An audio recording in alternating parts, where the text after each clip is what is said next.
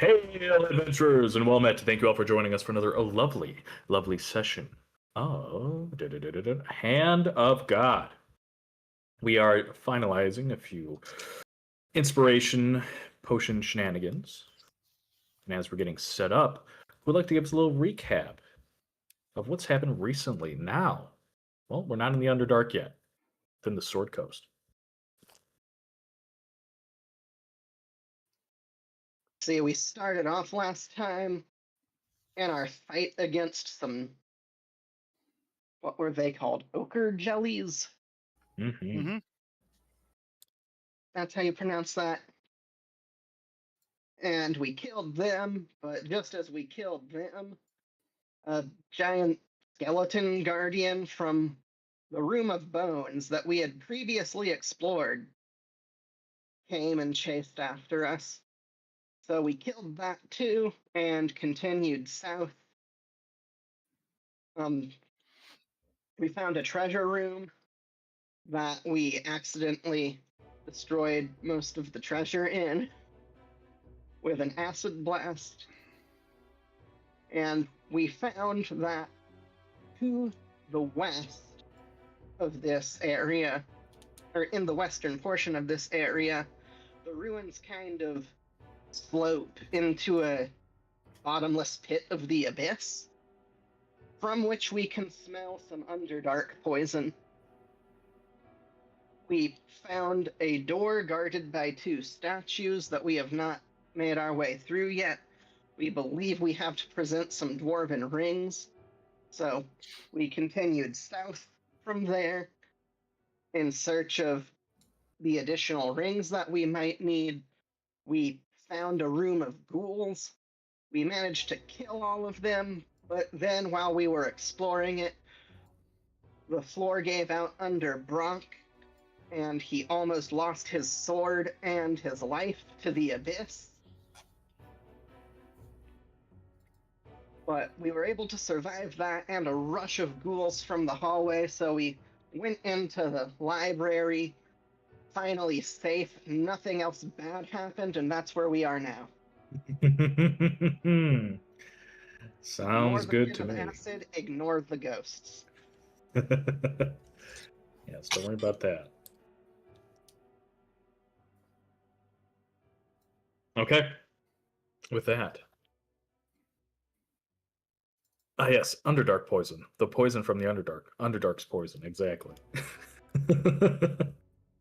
So, with that lovely recap, we are returned once more into this sort of side section, attaché storage area. Not really a crypt, but it's sort of like a side portion of this sort of dwarven stronghold called Axholm. This place, at least the main portion, was cleansed of the undead and evils within a few years past by a separate group of adventurers. But this location wasn't really on the radar. It was almost forgotten. But now that you have discovered this place, your additional party member, who is no longer a prisoner, just 13, she sits outside recovering and trying to regain her abilities. After being sprung from prison, she is slowly returning and regaining her power. She used most of it during the escape, so she is outside sitting underneath a awning while rain and a small storm kind of rolls by. But that doesn't matter because deep inside this sort of extra location, we find our party surrounded and surprised by a group of shadows emerging from the bookcase. Now, top of the round. Oster, we're going to kick off some combat here in just a second. Let's get some tunes. Let's do this one. All right. Oster, you're up. All right. I'm going to use your modified feather token you gave me. I believe I have a button for that, don't I? You should. Let me check our treasure. I could force it to pop up here in just a second. Boom. Sorry, I just switched it up recently to actually like require attunement, so it's recorded in my attunement slots and all that. And I think that might have messed with its combat button. So let me. What is it? I'm just going to copy paste it into the chat. The description. This is the original description. Take a magic action at a point within 10 feet, so it's going to appear right about here. And the floating whip takes its place. I'll draw Do super quick. a little whip. I'm gonna make a little custom token for you. Oh, you have one? Okay. I don't, but I can do it in 30 seconds here. Okay. Within 10 feet. Bonus action, attack at bonus +9, so I'll just roll a 1d20 +9. And add it later. D20 +9 to hit the nearest shadow. Yep. On a hit, All it right. takes Whip lashes out. 5 force. Force. All right. With the whip of the feather crashes into the nearby ghost. Bonks it. 8 force. Let me double check. Seems to go through. And nothing extra happens. Its form kind of shimmers as the whip connects into the ghost. As a bonus action, you can direct the whip to fly up to 20 feet and repeat the attack against a creature. It disappears after 1 hour. Oh, I think you decreased how long it lasted. Because you're making it a multi-use. Yeah, I think it's probably going to be like for the combat or something along those Right, lines. right. And then you can do it PP times per long rest. That would make sense. Right, I think what that would do. is what you'd said was PV times per long rest. Can I do the bonus action attack this turn, or would I have to wait till? You summon it. I kind of like the idea, just like sort of what's the fucking cleric floating weapon? Why am I blanking on this? Spectral weapon. Spiritual. Spiritual weapon. Thank you. Yeah, for it to be able to attack and act at the same time. Kind of summon it, it whips out, and then every subsequent bonus action. Well, yeah, but I think it says in the description that the action that summons it, because it's an action to summon it, Yep. doesn't Gotcha. attack. And then from now on, I can use a bonus action, but I'm not sure if I can use that bonus action this Yeah. turn as well. Yeah, if you got a bonus action free, go for it. All right, then. I will swing again. Watch it. This token's gonna be fucking massive. Yeah. And that's a hit. Oh shit. It's huge. All right, how's that bad boy? Yeah, lovely. Perfect. Another whip, 7 points. Strikes the ghost. All right, and Ulster would definitely frantically look around for cover and get a little panicky that there is none. Go next. Okay, the door is closed. So the shadows reaching out from the walls, these decaying bookcases, the tomes kind of crumbling under, basically the age of this place. These ghostly hands reach out and, oh, poor Wood. Oh no. I'm in danger. Yeah. I think we'll do this. 3 go towards Wood. The one that you've been damaging, Oster, floats towards you. And we'll do this. All right, let's go to the north. Wood. Oh no, total of 3 ghostly hands reach out and try to grab at your arms or neck. 1, 2, 3. 1 connects, hit. 2 go wide.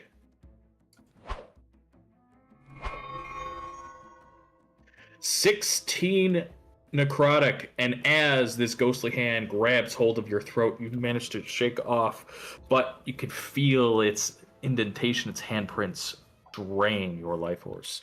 Your strength has been permanently reduced by 4. This will last until a long rest, or if something can cleanse it. That's bad. That is bad. What is your strength score now? It's now 4. Uh-oh. Okay. I am anemic. This is looking bad. Uh-oh. Yes, so let's go towards Oster. Ghostly hand reaches out and tries to grab at your arm, Oster, but managed to move out of the way. Robin, 2 ghostly hands reach out towards you. First one goes wide. The second one, ooh, does an 18 connect, Robin? Yes, it does. Youch. Ghostly arm grabs hold of your arm, 8 points necrotic, but please permanently reduce your strength by 3. Make note of this in the little note section or wherever you want in character sheet, because obviously the strength will return in a long rest, or if there's another way to cleanse it. Keep in mind, just to a reminder for everybody, if any of your stats, strength, dex, con, any of those, go to 0, you die outright. No saves. No nothing, sadly. All right. Voda, the ghostly hand reaches out towards you, 23 to grab hold of your arm, which it does. Yep. 9 necrotic, 3 points of strength. And finally, Brock with disadvantage. Ghostly hand, nowhere even close.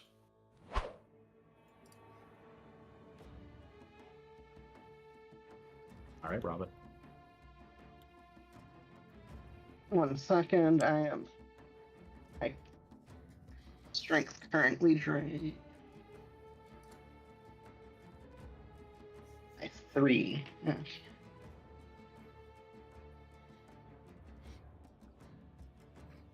Yeah, in your character sheet, there's a gear near abilities where you can track like base score and then you do like a -3, like what I did. In your other I've never bonus been section. able to get the stupid modifiers to work. Uh, Maybe that's when I I was literally doing just the did new it. features. I'd already said it. I just was writing down the note. That works too. Okay, so which ghost drained me? The western one or the one right below you. Okay, I am gonna swing at that one then with my dagger. Okay.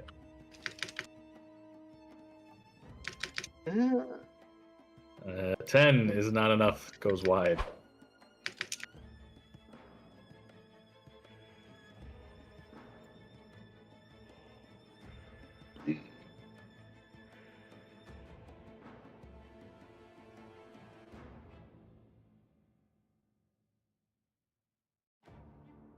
My bonus actions. I guess I'll go ahead and click the heels of my boots of speed.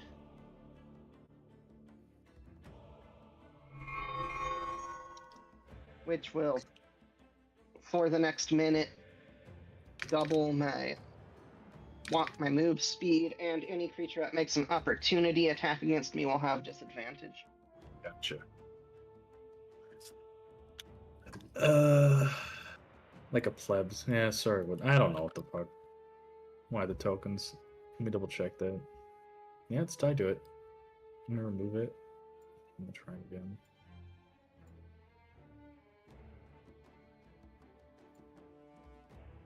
And I guess that'll be it for my turn. Okay, that works for me. Brock, you're up. I am going to. Really don't want to get attacked twice. I'm gonna go the ballsy route, and we're gonna do second wind. Just gonna give.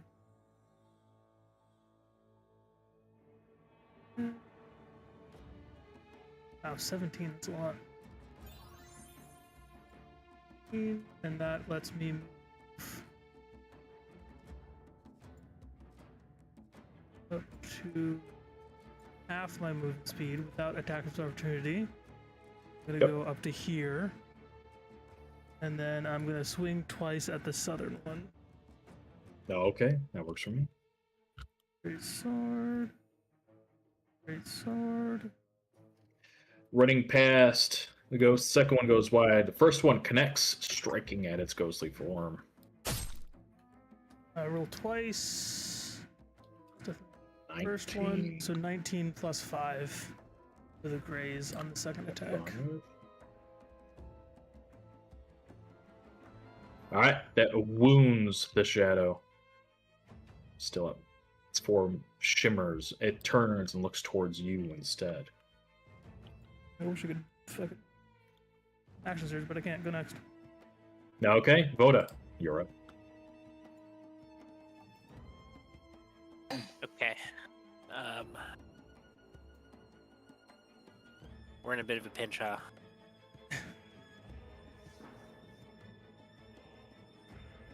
Going to start by attacking the gentleman to my right. That's a hit.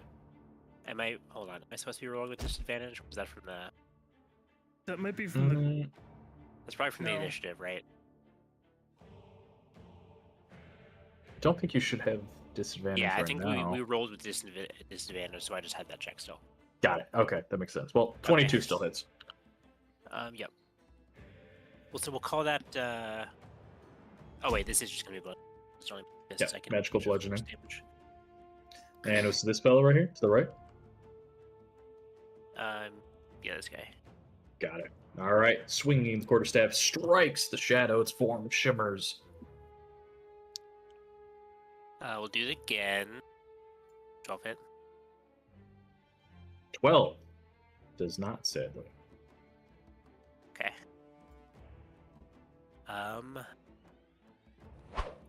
As my bonus action, I'm going to be like water and take the disengage and dodge action. Ooh, okay. And you do a little, where to move? There's nowhere to move! I'll just, jump up on this table here. That works for me. I have the high ground now. Go All right. next. As you jump onto the table, please Oh, make God. me a perception check. Okay.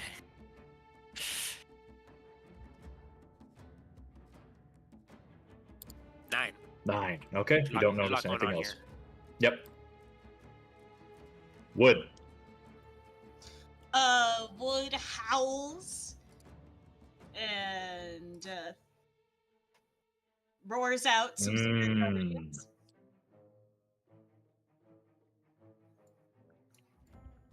It's purple still, right?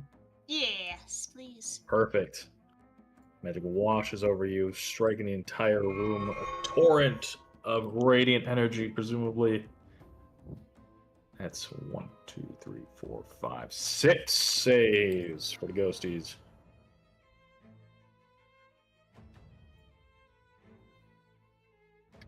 Passes. 1 passes.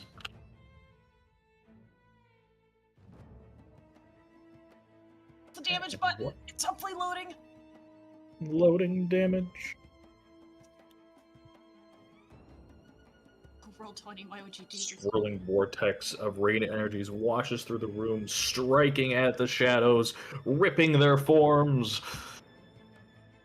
You see the paper of Papers. papers are fluttering around. The howl of a bibliophile Oh. washes over the air as roll 20 crashes. If you'd like, we can get myself or someone else to roll a 3d8, because I think you're just casting this at level 3, right? Not upcasting or anything like that. Yeah, I'm just doing it level 3. Okay. Yes. Who's feeling? Yeah, roll me someone who's feeling lucky. 3d8, please. Gonna click the Actually, there we go. We'll take that. And then Wow. Okay. 20 points of radiance. So 1, 2, 3, 4 of them fail. 5 actually. So 1, 2, 3, 4, 5, 6. Yeah, 5 fail. The southernmost one doesn't. Takes the full 20 points because, wouldn't you guess, the radiant light burns through their ghostly forms. They shrivel and screech and howl as they crumple and just fade away like basically light illuminating the darkness. With a total of 1. Oh. Does this have vision? All right. 1, 2, 3, 4, 5 of these specters just immediately poof, of existence, returning back to the Shadowfell. 1 severely wounded. Nicely done. And through my howling, Brock becomes bardically inspired. Oh. Thank you. And that's my turn. Not gonna move Oster. any closer. Nope. That's fair. That's fair. I will bonus action have my whip move down. I think what was its movement speed? It was pretty low movement. Let me make sure it actually can get that far. If it was 10 or 15 feet. 10 feet. Oh, it flies up to 20 feet and has 10 feet of range. Okay. Ah, there you go. Even better. I misread. Okay. I was gonna say that if it can only move 10 feet, that's real limited. I looked. Yeah, sorry, I looked at the wrong one. I will swing and try out the new button I just built. Edit token. Nice with a massive whip. Energy strikes at one of the ghosts. Which one are you hitting? The one closer to me. Got it. 10 force. Its form reverberates against the force of the whip. And then I will swing my tentacle rod. Do I have to decide in advance who I'm swinging at for all 3, or it would be so fair with if you want me to, that- considering it's one thing and one attack. Yeah, it's a weird thing because the idea is that how it's supposed to be used, it's like all against one monster because that's how you Okay. get the extra special thing to actually Alright. proc. Then I will swing all 3 at the same one. Okay.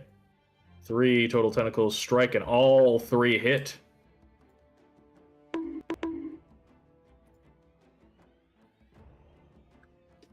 Right. The psychic energies seem to be working as intended for a total of 9 points. The psionic energy washes through this undead specter, and it is a ghost, but I want to see if this...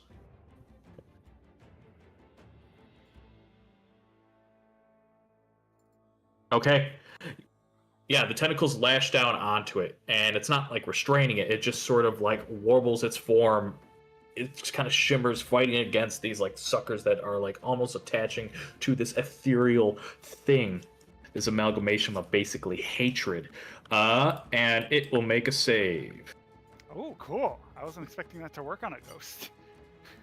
Me neither. That's why I had to look at the fine print here. I was like, yeah, on a failure, its speed is halved, has disadvantage on dex saves, and can't use reactions. It's a big thing. Fails. And it takes damage, what is it, at the start of its turn, or is it the start of my turn? Can't use reaction. At the end of each of its turns, it could repeat a saving throw.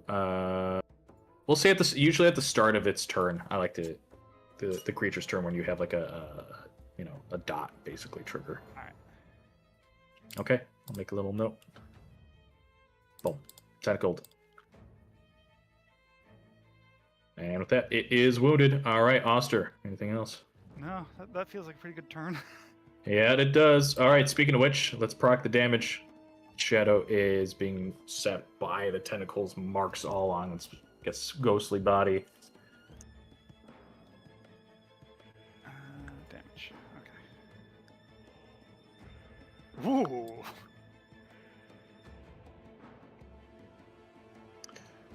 More damage with their strength than with the actual hits. Oh my goodness. All right, it's gonna make a dex save here. 9. Okay, yeah. So these tentacles wrap around. We'll say because normally, obviously, restraint won't work, but I kind of like the idea of this thing so powerful it can kind of disrupt through sort of planes of existence. It wraps around this form and it just fizzles and pops away. The tentacles wriggle excitedly and then just return back to their normal position. Gone. Nice. I've got one starting its turn within the blender. It's gonna make a wisdom save. I fail. We'll just keep the damage. It poofs out of existence.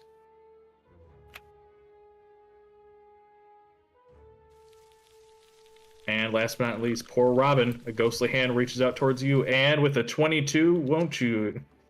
What did you expect? Grabs hold of your arm. 14 points necrotic, and your strength is also reduced by an additional 2. Where are we at, Robin, for your strength? That'll put me down to 8. My original strength score was 13. 13, gotcha. Okay, not as bad as I thought. Okay, I am going to uncanny dodge, though. Okay. You only take 7 of that 14. Sounds good to me. That's my shadow. Okay, I'm gonna bonus action steady aim to give myself advantage on this attack. Okay. And I am gonna try and hit it with my dagger. 21. 21, yeah, you take a good stance and stab into the sort of core of this swirling miasma of hatred. Hits. For 21 damage. 21. Its form begins to break and fade away, but still here, wounded. Okay, and I already used my bonus action, and steady aim reduces my movement to 0, so not really anything Staying else put. I can do this turn. So, go next. Okay. Brock, you're up. You charge forward. This wing. Okay. This Rushing way. forward, the sword swings down, crashes into the ghost, hits. Does the second one hit? The second one 16. also hits. Is it 16? Yes, it does. 17. Twice. All right. Chop down. First one basically splits the ghostly form. It starts to crumble away, and you swing again, hit this sort of like swirling sort of core that's halfway in between the material plane and the ethereal plane. It kind of cracks, it breaks. You hear one last little howl, screech of pain. It falls to the ground, and just like a little plume of smoke just dissipates into nothing. Adventurers, you have survived. Yay. Nicely done. Wood almost faints to the ground like a Victorian with anemia and tuberculosis at once, flushed with 4 health or 4 strength. But clutching the book like it's a death grip. Yeah, we all got a lot weaker.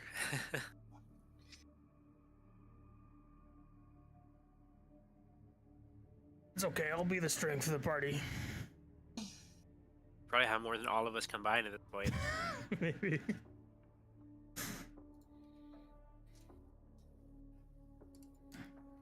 The precious.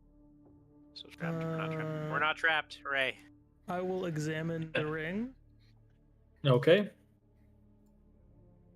Take a look at the ring, and let me share a picture once more. What it looks like. Beautiful silver ring inlaid, sort of a rectangular sort of motif. Strong, clear dwarven symbology carved all along the actual ring face. And inside the ring, if you look just like carved where maybe a name or a little inlaid would be, you see a symbol that looks like this. No need to roll. Being a dwarf, and almost even not being a dwarf, most people would recognize the symbol of Moradin, the sort of patron father, the sort of main deity of dwarves, the one of creation, the one of sort of embodying smithing, crafting, and basically life, the foundation of dwarven kind.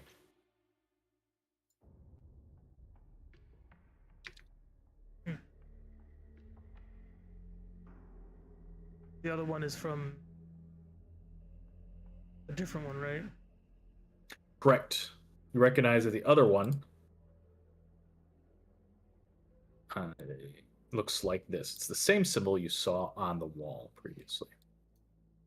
Do I know how many like dwarven like gods are of this like level that exist? Normally, it would have actually only been two, but in the past few hundred years or so, there's been a discovery. There's been a sort of this sort of growth or birth of another god, one by the name of Karl. This new ideology, it seems to be almost like a faceless god. It's more of a thought, really, than anything, but has grown, and there are even patrons of Karl still sort of found, especially in the Sword Coast area. There is one in particular that seems to be very famous, but maybe that's for a different day. But yes, Karl would be the last one. So you have Morden, you have Dumathoin, and now Karl. We'll be looking for a third ring, and then we may be good. Okay. We all set with this room?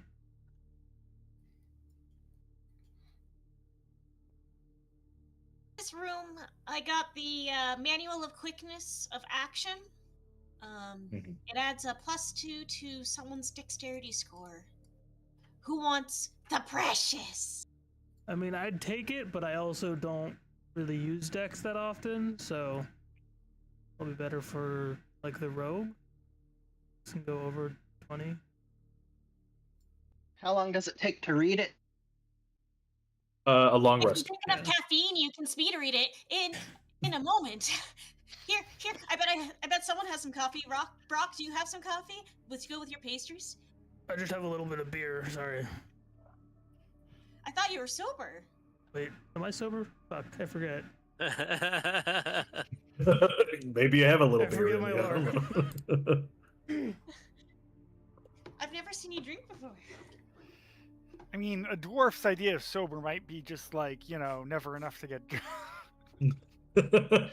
It's a beer that's just literally called water. It's like the most watered down beer that you have. It is water. What are you talking about? It's like normal strength for other people, Yeah, okay. Yeah, it's just like Yeah. normal beer.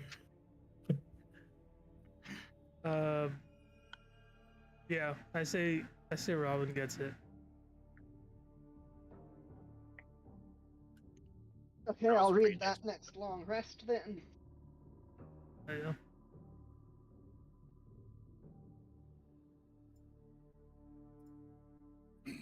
Let's go. Do we want to take a short rest? I could use one. How about anyone else? I don't think we've taken one in this dungeon, right? I don't think you have. I don't believe we have.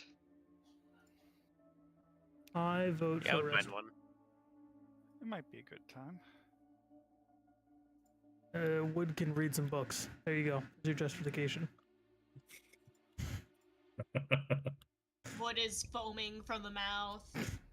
Cast mending on a different book that has like a shirtless dwarf on the cover. Oh And my. Just start speed reading.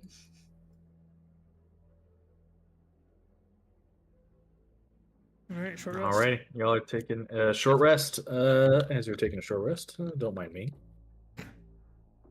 Oh, Joseph. Okay. Short rest goes off without a hitch. Yep, nothing happens. We definitely have used a short rest because I've only got 3 out of my 8 hit dice. Oh yeah, you did. Nice. I think you did actually take a short rest. I remember. Did we? I think you used might any have. of mine. You know what? It doesn't matter. If it's You the might first not or have second needed it. time, no big deal. Oh, I might not have. Yeah, I guess.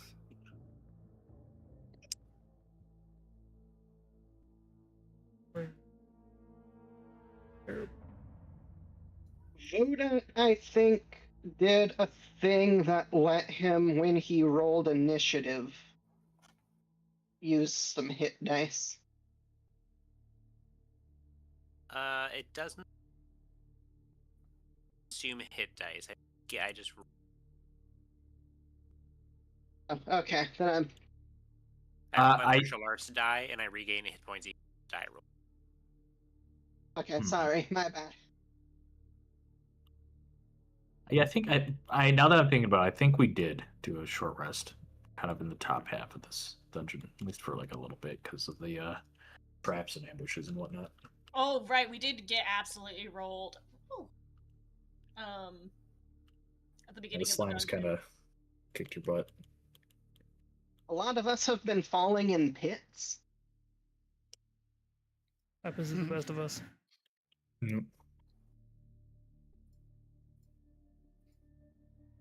Robin, let's go. Voda, Brock. Well, Brock, you Brock open up didn't the fall into southern the pit door. so much as jump in, but Yeah, that's true. So you look down the southern hallway, again, completely pitch black. But you can see that this hall is covered in very obvious, like bloody footprints. There's handprints all over the wall, scratch marks. The smell is very strong, but now, sadly, somewhat familiar. It is clearly the stench of ghouls. All the way due south, Brock, let me see. You have a vision of, what, 60 feet dark 120. vision? You can see all the way to the So end. you could see all the way to the end, or do you have 120? Yeah, That doesn't matter. Okay, 120, perfect, and that would make more sense. You look down at the edge of the hallway, just pretty much at the very edge of your vision, Brock, and you can see clear signs of not like fresh, but not ancient by any means. Fresh enough that it would still leave stains, blood stains in particular. Bits of scavenged pieces of just like it looks to be like half of a shield kind of gently laying on the corner of a wall. There looks to be maybe like a dagger kind of stuck in the stoneworks. Pieces of broken gear and equipment.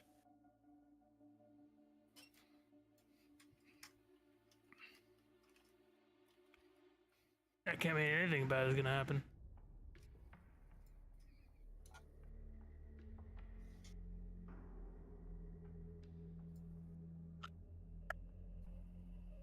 Going. Let's let my pristine eyes take a look. I'm just nonchalantly walking down the I look hallway. for traps.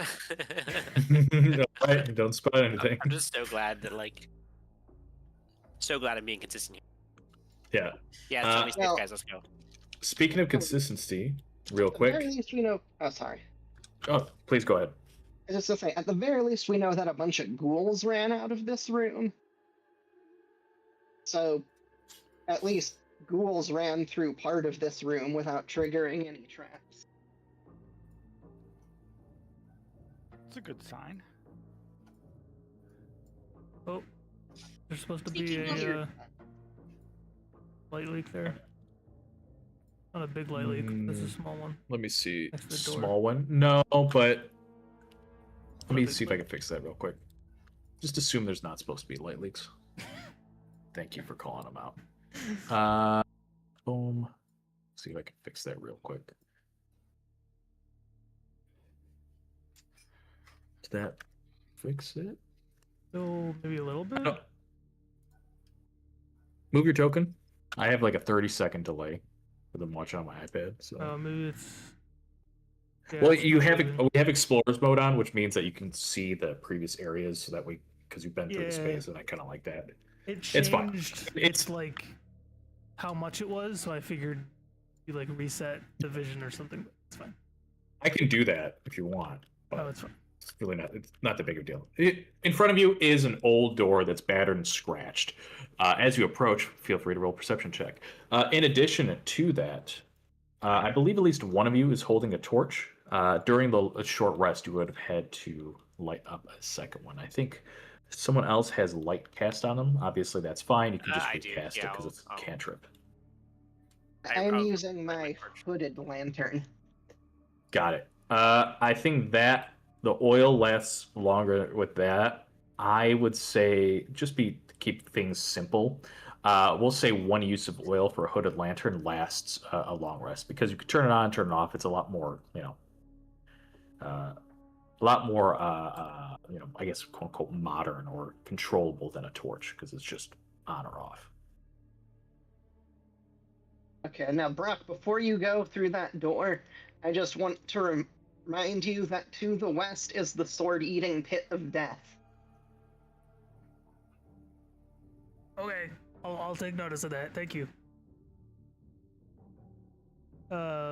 Is this what kind of door is this?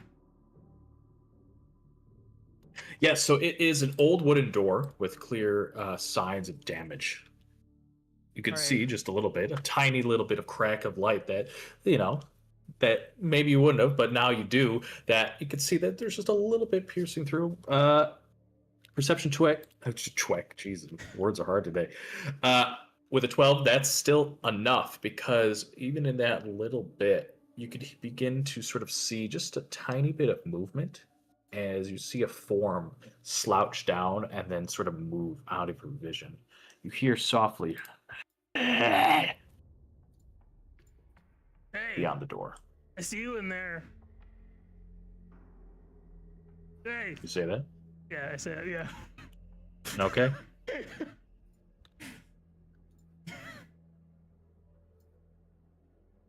Okay. As soon as you say that, the door swings open wide.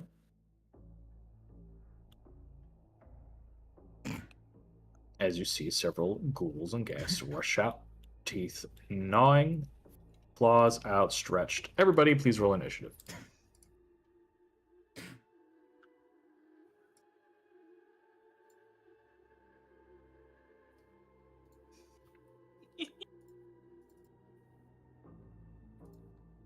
I rolled real bad, though. That's good for you all. Oh. This will probably be pretty quick.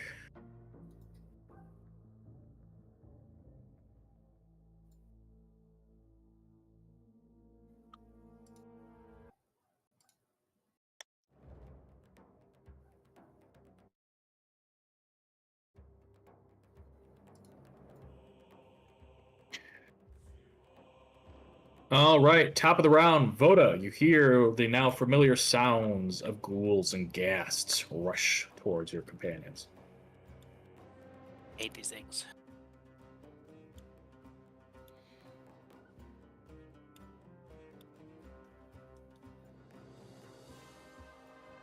They're pretty clumped up.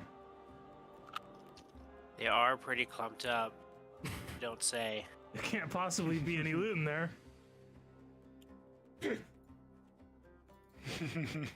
Let me just make sure there's no like times per long rest or something. Just close.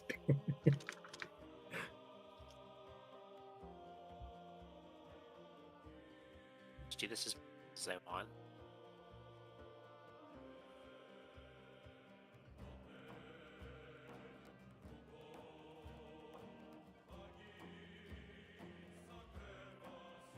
Well, yeah, it appears I've been able to do it. I'm going to use a magic action. Spend 2. Oh, that's the cost. I see that. 2 focus points. I will have a burst of fire Hmm. in a 20-foot radius. I don't know. Somewhere in this room. Big Bunga. Got it. Not there, obviously.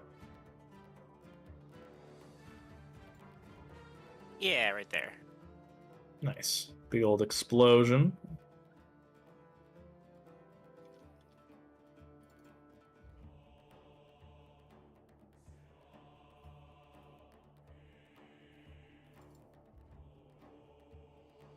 Explosion of fire. Was it a dex save? Deck save looks like a DC. That's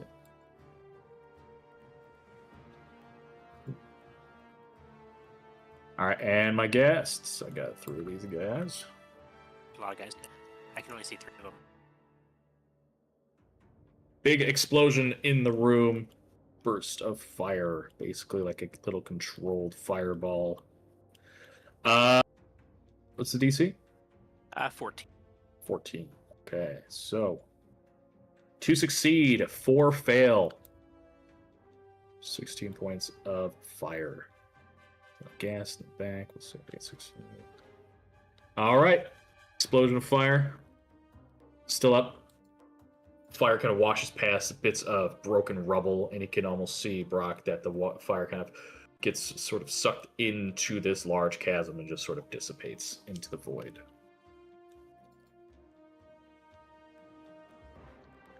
Alrighty. Anything else? Yes, I'm gonna do bonus action. Disengage, dodge.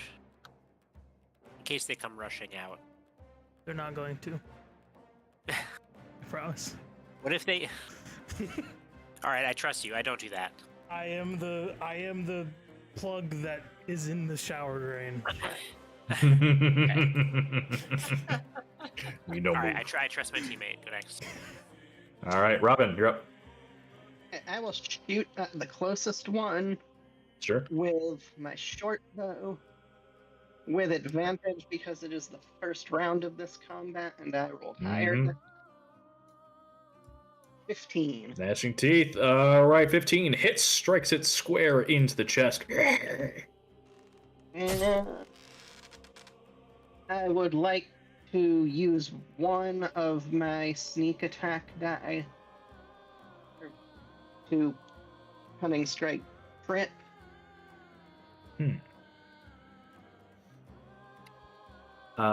Trip it. Okay. Makes a save. Yeah. Falls down. Okay, so now then my damage would be with one less. So it's not 21. 4d6. So the last one was a 5, so take 5 off, so that's 16 damage. All right. Arrow thunks into it, wounding the dwarven ghast. Falls down, kind of flailing on the ground. The others are trampling, trying to climb over it. And I'm gonna back up a couple scooches. All right, My turn. Oster, you're up.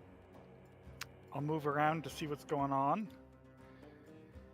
I see what's going on and decide to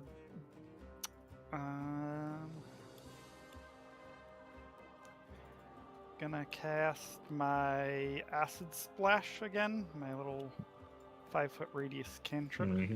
Nice little grenade. Yeah, so 5 foot. Right about there. Which gets everybody. Damn. The little grenade just bops, explodes. All right, let's do the ghouls first. 1, 2, and 3, and the ghasts. 1, 2, and 3. See this one coming a little bit more than the fireball, but that is 2 of them. Take 2 damage fails. for 7 acid. Got it. All of them are still up, but some are severely wounded, sizzling from the acid. I also step around the corner.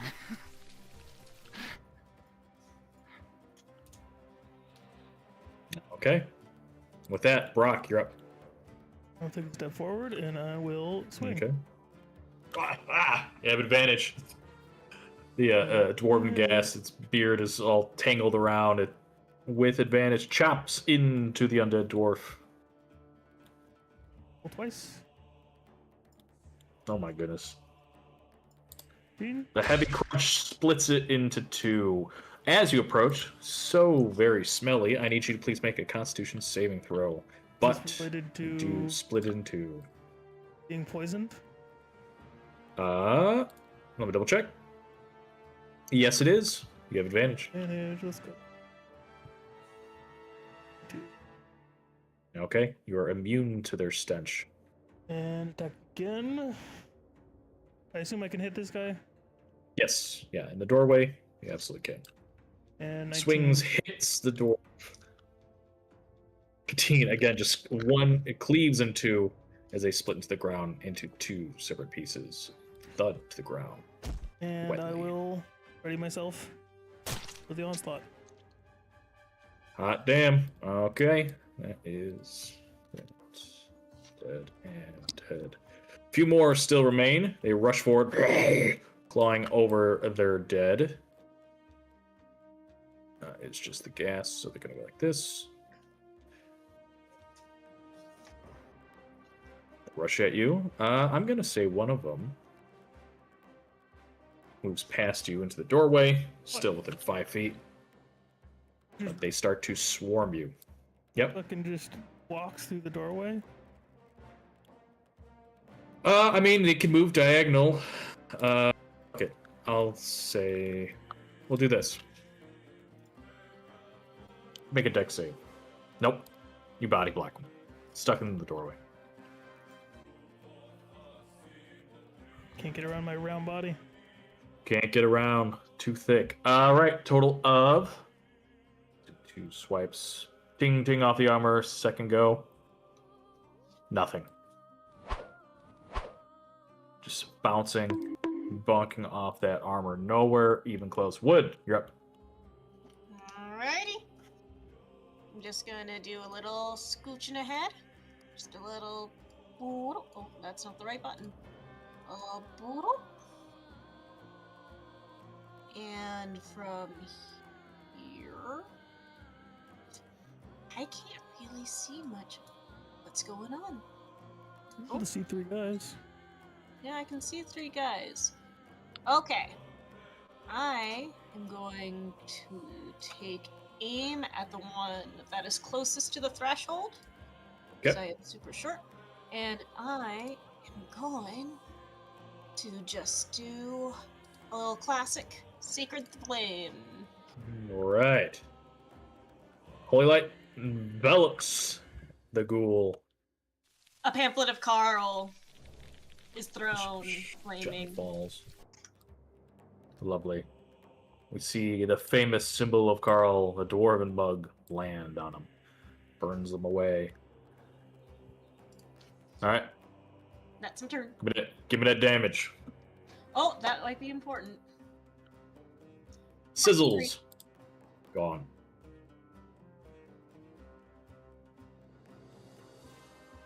Stumbling backwards into the pile of rocks.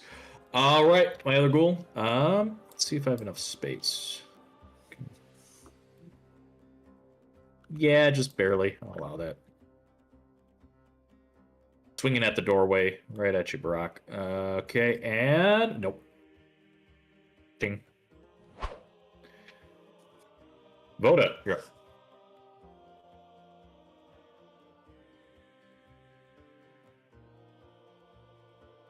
Be able to thrust a staff through the door at this angle. Yes, I'll allow it.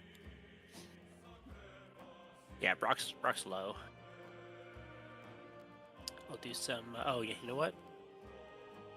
No, my HP's good. Yeah. Okay, that's a hit.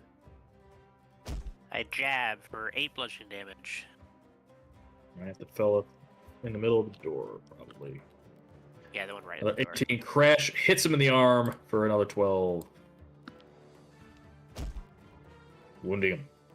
Still up.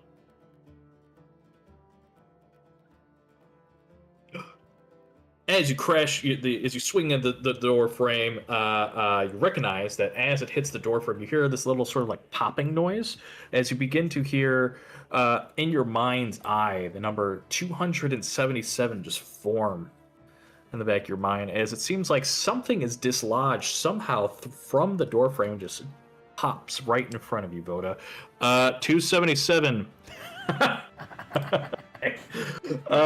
Give me one moment. It's gonna be so useful to us. Oh my god. Okay, actually, probably. Oh, okay. It might actually be pretty useful. I'm not even joking. We'll find out. Yeah, so when you hit the door frame, you find a set of navigator's tools. I'm seeing exactly what these are.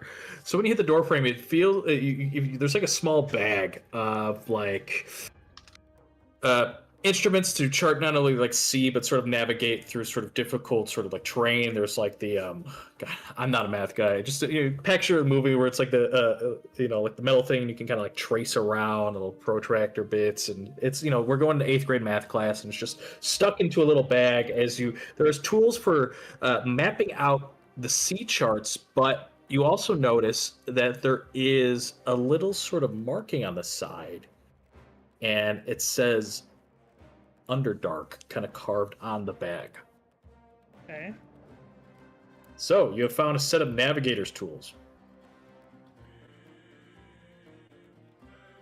Oh, yeah. 23 away from summoning a pig. A pig bursts out of the doorframe. All right, Boda. But yeah, you got navigator's tools. I'm going to attempt to back up. Okay. And then that's it. Sounds good to me. Robin, you're up.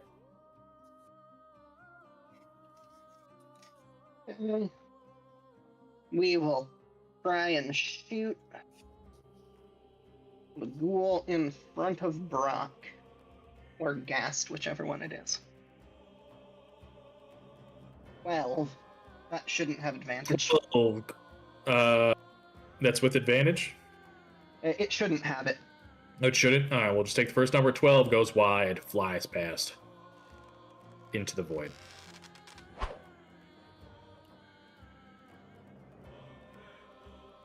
And Yeah, I'm throw coded. I guess that'll be it for my turn. Okay. Oster, you're up. Down a riddle, check on the situation. Looks like it's going pretty well, so I'll just do the same as last time with another acid splash in the same spot. Okay. And the ghasts succeed, and the single ghoul fails. Get some sizzle for the ghoul.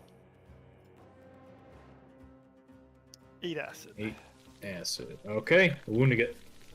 Brock, you see this sort of almost feminine form of a undead dwarf just get coated with acid, shrieks and still clawing at you in the door frame.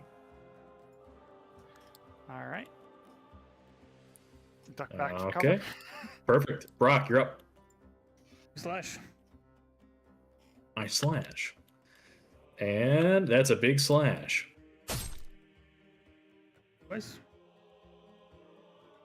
Okay, 15. All right, it's on pixels of health. Clawing at you. And again. And a 13 goes wide. Would I know if 5 damage would kill it? Or It does. Guess what? It does. Using my- 3 left. You swing wide. It mostly moves out of the way, but just somehow, just a tiny little graze hits it right in the neck, and that tiny little bit was just enough for it to go and just falls to the ground. Head falls off its shoulders. Stumbles backwards. Alright, yeah, that's it. Go next.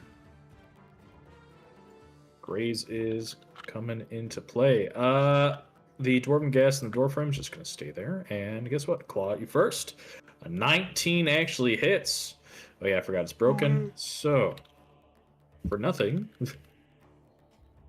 10 points of slashing. I need you to please make me a Constitution saving throw. Is this related to being poisoned or paralyzed? No, this is paralyzed. But you resist. Angrily, it tries to bite at your neck, which dings off your armor, nor even close. That's my Ghast. Wood, you're up. Okay, I'm just gonna skedaddle. I'm gonna go a little. What? Is that the guest? That is the Guido. Okay, then I will. It worked well the first time.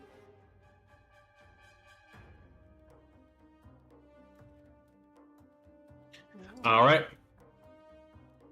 The ghoul tries to move out of the way from the holy light, which it does. Does.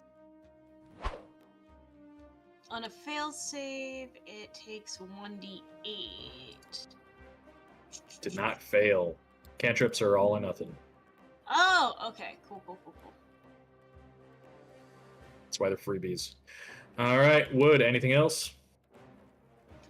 Nope. I'm just gonna scooch a little further back, which I think I can do. Okay. Which will provoke 2 attacks of opportunity. I will stay right where I am.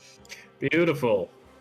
As you get into range, the ghoul climbs over the dead ghast and sees an easier target, since that clearly big chunk of metal it can't seem to bite through. Thank you, Wood. Goes towards you. And claws. Nope, hits the door frame. That's its turn. Voda, you're up.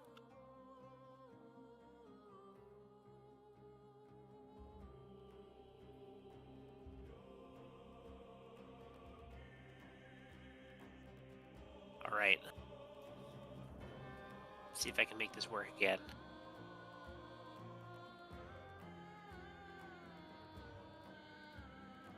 You have this ranged leech attack. Just where I added a sheet.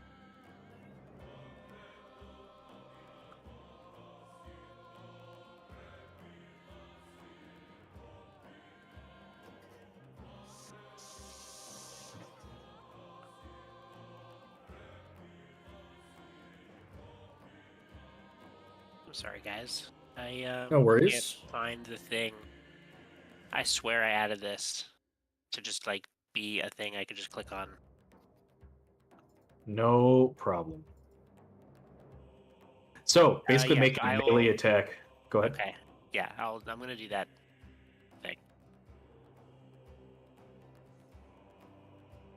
Swing in the air with the quarterstaff as these sort of these like spectral leeches that are carved Yes. into it kind of unfurl and go fly out, launching in the air. Their little leechy mouths attach and strike at which target? I can actually only see the one. Perfect. Then that one hits the ghoul. I'll take 3d6. 12 force damage. Yeah, the leech goes, and it's so powerful it actually goes through their chest, through where their heart or undead heart would be, and they stumble backwards, dead.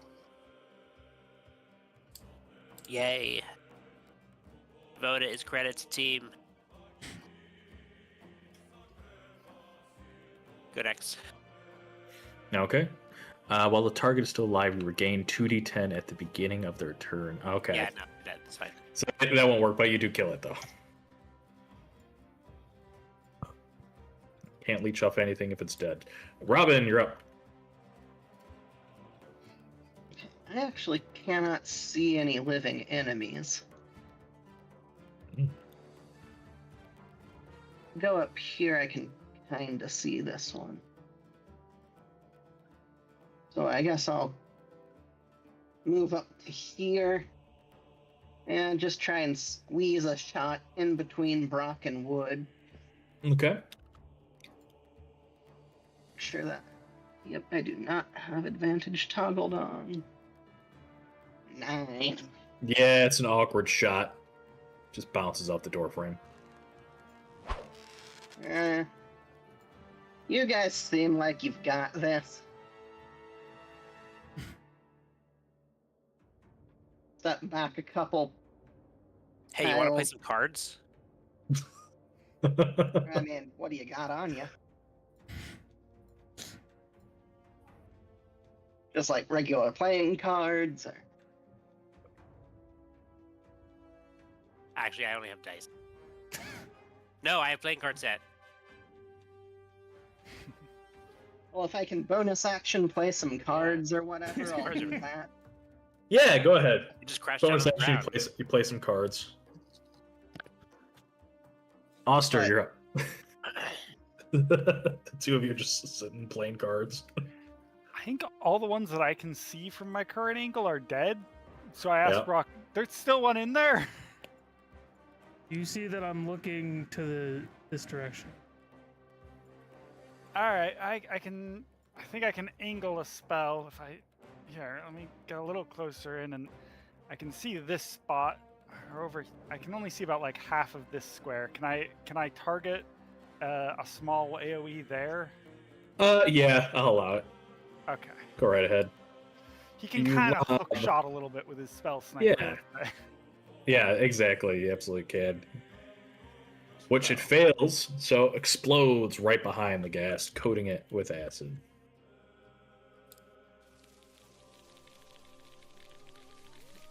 Did I get it? Yes, you did. Yeah, you did. I give you a thumbs up. Good, good. And then he backs back around the corner. Let's see the damage. Oh, right, sorry. No worries. 3. Just a little bit. It was around a corner. It was a trick Yeah. shot. Exactly. Just to see if you could do it. Alrighty, Brock, you're up. Attack. Attack. And There's this Chop. twice. 17. Alright. Pixels of health. Attack again. 12. Miss, but guess what?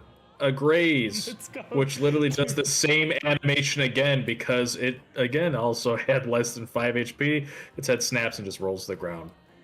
Graze has been actually really clutch, honestly. I'm gonna like just peek a little bit into this room. I'm gonna like peek my head in and Mhm. like see if there's anything interesting. Sure. But I'm not getting anywhere Make a near that perception close. check. Say that much.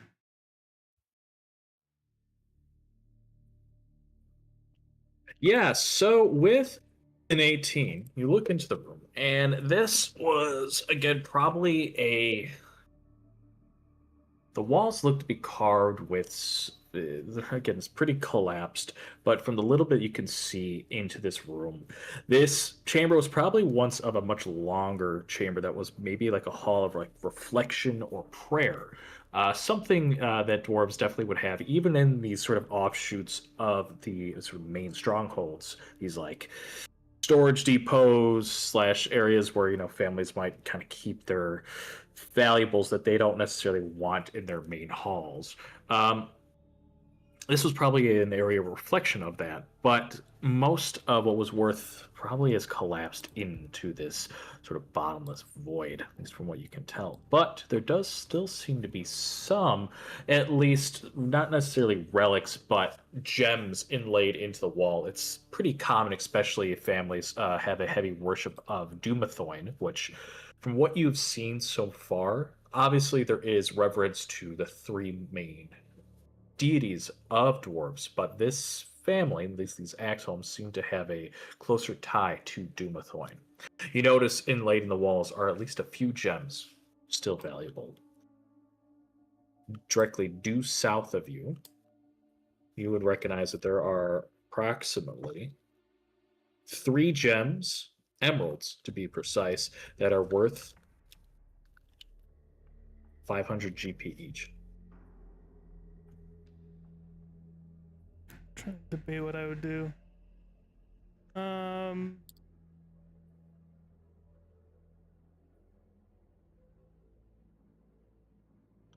I think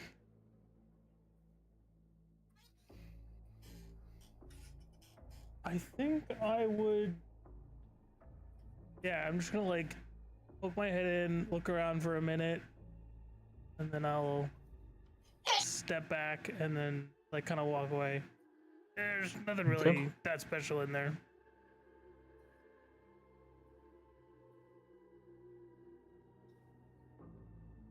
That's a respect for dwarven kind right there.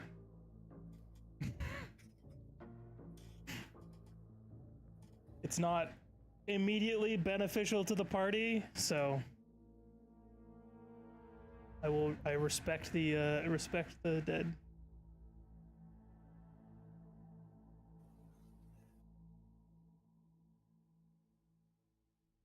Anyone? Work, Brock. Really? We're here to Just in support that you. doorway. I mean, I don't say As that we're in getting character. as we're getting a little further into the hallway, can I do a trap check as well? Yes, you can. 16, you don't spot any signs of traps. If you The want, hallway's filthy, but that's about it. if you want to insight check me on that, because like I don't say any of that. I just say there's nothing useful in there. You know what? Oster wouldn't question you. It's not going to be a hard check because I'm not trying to necessarily hide it that much. Yeah, you know, I'm not necessarily like. I guess it's more of like a lying by omission kind of thing, rather than outright lying. Press me on if you want to.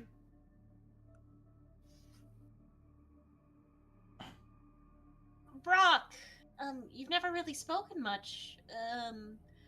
And I know this isn't really a thing of polite company, but to ask about, but what kind of religion do you or your family follow?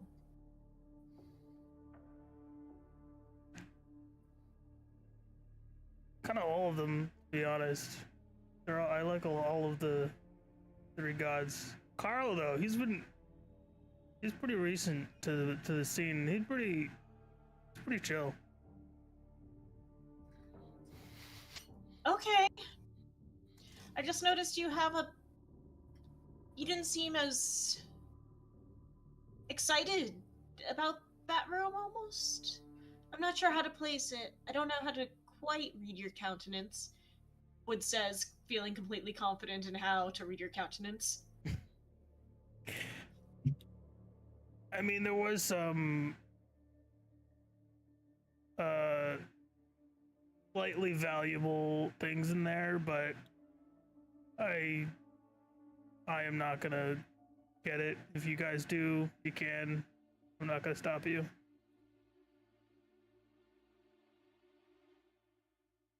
Just a few gems. Oh no, of course. This is your...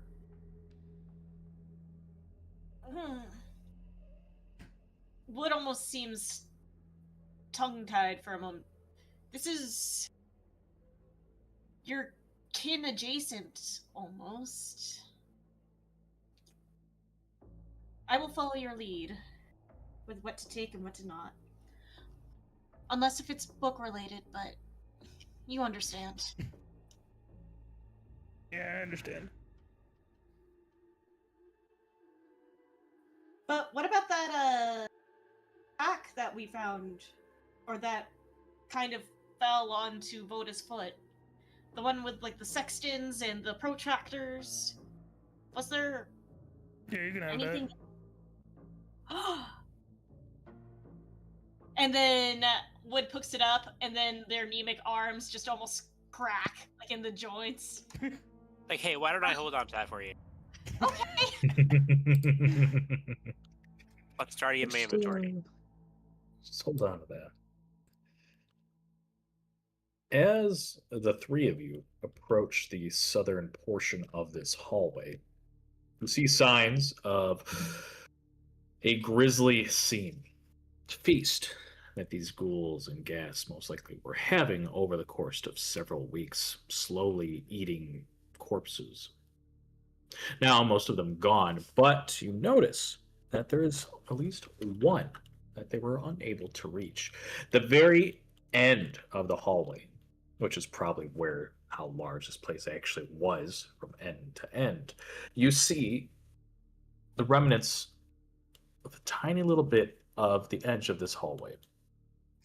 You notice that as you look down past this bottomless sort of chasm, you see on the opposite side is a relatively fresh body. From where you're standing, you don't see signs of battle, but it looks like they were crushed. You see rocks on their form, sickly sort of splat. Their weapon looks to be like a long sword just kind of chucked to the side, nothing really of note.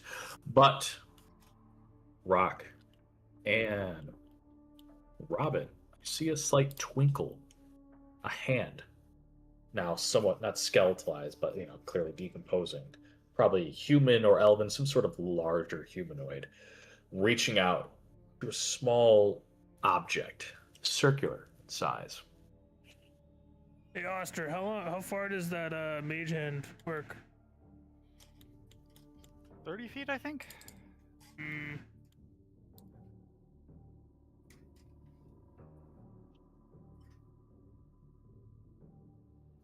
I mean, I can get across, but it would cost me a small amount of resources. I would be willing to do it if no one else is willing to. I have a potion of flying. I don't know if this is a good place to use it, or... I have Consume our climbing resources. gear. Use them. Don't let it be that master ball that takes you all the way that you save for something really special, but then never use. Those are the biggest tragedies. Use Chekhov's gun, Robin. You're killing him. Oh. You killed him. Ooh, that one almost got me. I just mean, like, Voda just has a flying speed, right? It's something I can only use once for a long rest, and I did it to get out of a pit trap. Okay. Like an idiot. In that I have case, climbing gear. I have the fly spell. If somebody wants to fly over there too, because it's one spell slot, even of a moderately higher level, isn't as much resource in some senses as a potion that you only get to use once. Robin. Wood is almost like would be like shaking you by the lapels if they had enough strength in them. Damn it, I forgot to pack my iron supplements. you're trying to shake me, but you're just shaking yourself. Yes.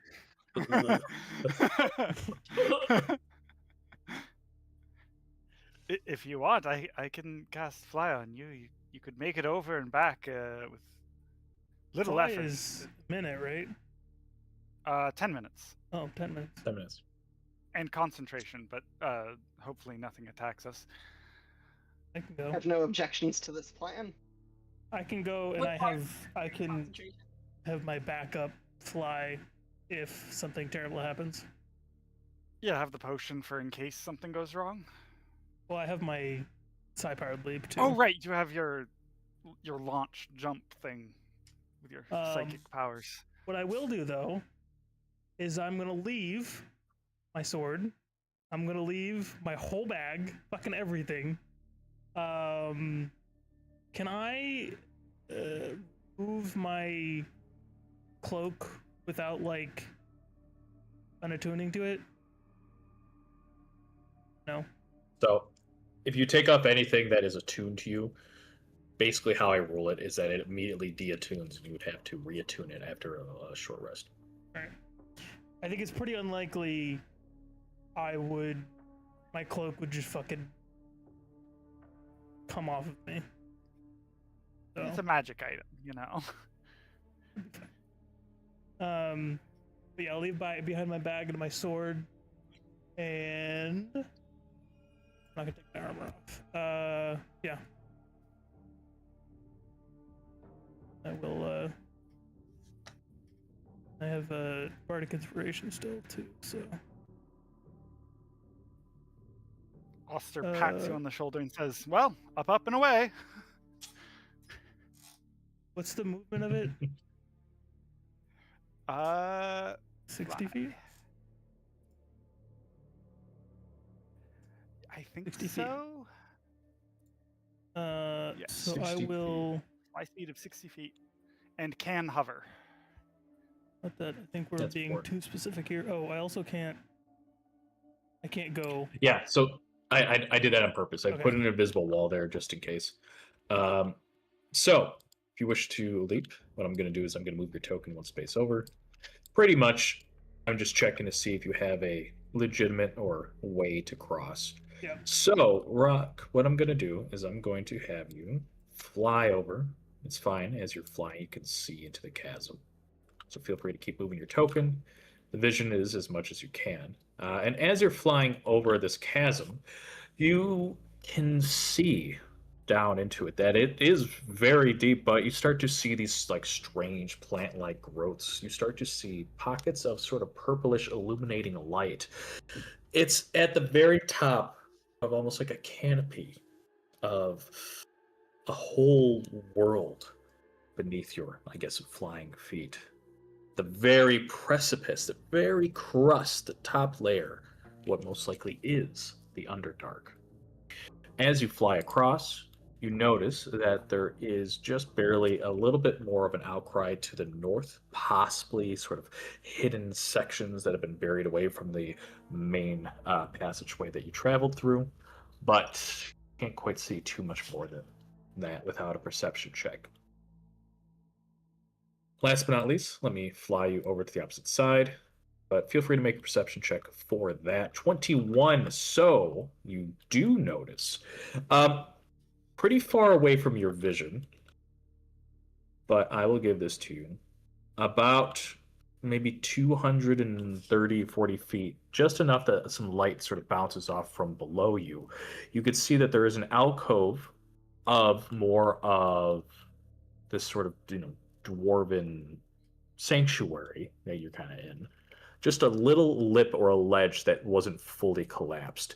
You can see that there is fungal growth on that ledge that is sort of this soft, sort of reddish color, and you can smell just briefly this sort of like familiar scent that you smelled before coming specifically from that spot. But beyond that, that's all you get. What did we decide? We figured that out, right? We knew what that came from. Like belladonna scent, like belladonna Yes. with something else. Specifically plants that could be used to used with the belladonna's blessing. Would anyone have mentioned if we ever got the chance to get that, if that would be something good to do? Because I would Brock would overlook that as something that is valuable. Wood's mother being very much into poisons and quack medicines, I think Wood would have given information about that to the group, of perhaps done a bit of an info dump.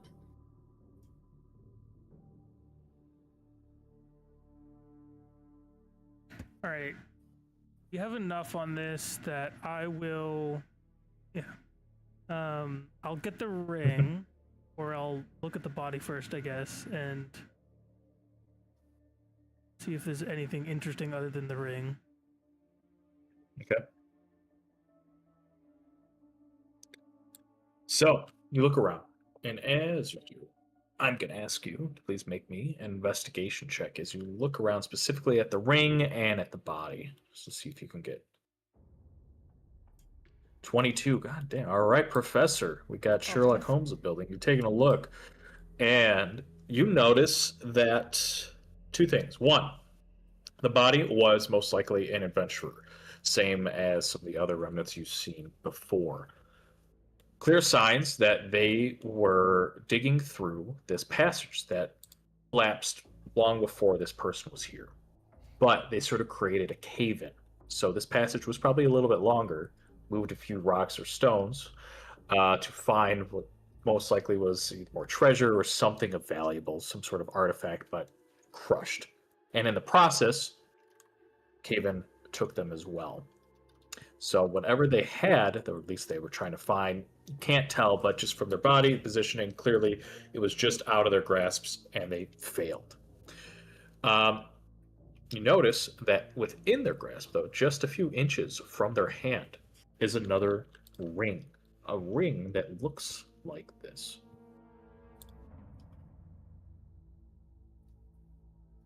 Beautiful onyx ring with dwarven runes carved all along the edge. It says New Beginnings in Dwarvish. Oh, yeah. I'll put it on. And last but not least, you put it on. You can feel a slight sort of tingle, but nothing else happens. Fucking Last but not tapped out. least, you find this map, now slightly blood-stained. You could see it says the word sort of Underdark, and specifically sort of underlined beneath it, it says Darklands. And then there's like a few spots of note. So much so that give me one moment as I bring you all to a new map.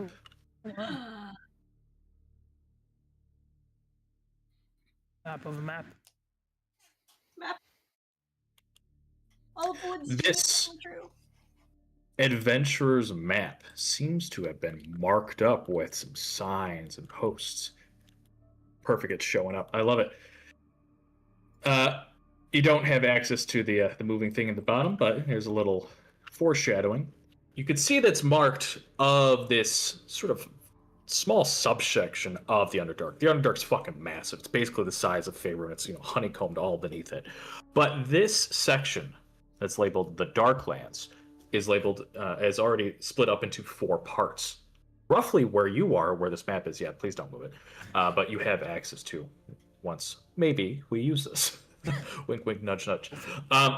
You see that there are 4 sections labeled within. You can tell that the southern portion, which is actually pretty much where you are of this place, is called the Highlands.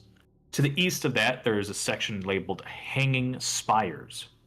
West, the Twilight Ocean. And to the north, you see it's sort of marked Borderlands to the City of Spiders. You can roll a history check with advantage, being that you are a dwarf, to figure out what that is.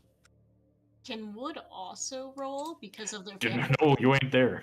Maybe once he comes back, but he's on the opposite of a chasm. You just picked this up, unless you have some sort of mind link. He's far in front, That I can't even see him anymore. yeah, he's way off in the darkness. Brock, this is a reference to a very famous city, Menzoberranzan, Oh, the sort of famous capital, main city of the Drow. Is sort of the edge of their quote-unquote territory. There's lots of places marked, and what is really sort of important on this is you notice in the center, roughly in between all sort of 4 corners, there's at least 3 sections or zones that are circled with some importance. You also can tell by the scale of this map, it looks to be roughly denoted by a day's travel per sort of section or chunk. You could tell that the gray sections seem to be marked with cliffs or impassable, mountainous sort of areas that would be completely impervious to travel. There's some sections with either rivers or lakes. Markings of places of either of note, safe spots, traps, and a few other things you can't quite get, at least for this time. With that, let me bring you all back to the... all right. I am going to take both, and I will fly back to the group and Okay. drop off As the you map. grab hold of the map, as you're getting ready to leave, I need you to please make me a dexterity saving throw with advantage.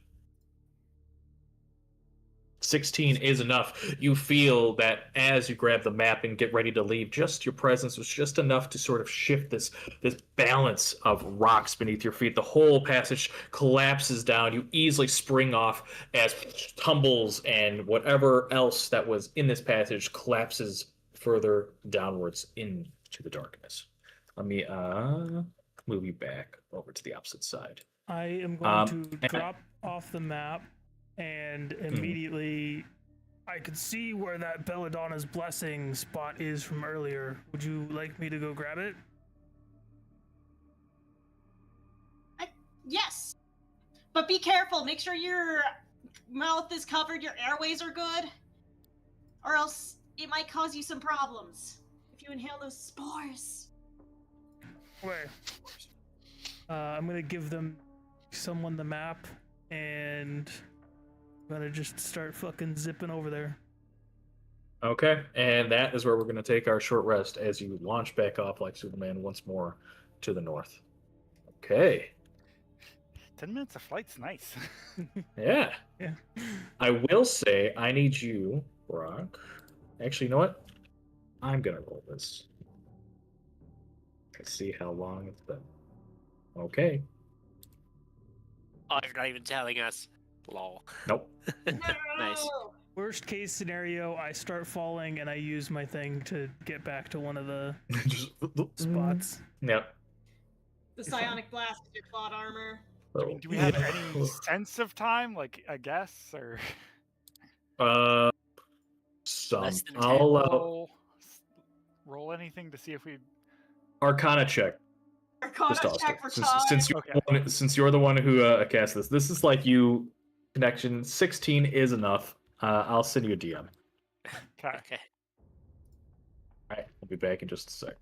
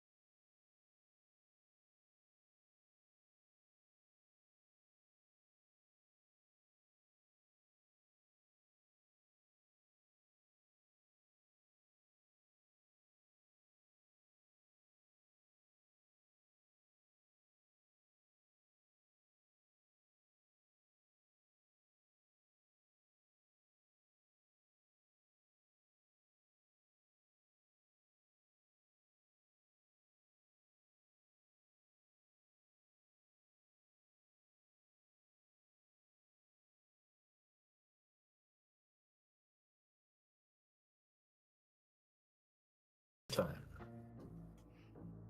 Sorry. Go ahead. As Brock goes over the ledge, Oster shouts after him, "Be quick about it. You don't have too much time left." Where? Alrighty. Rub you over the edge. Don't mind me.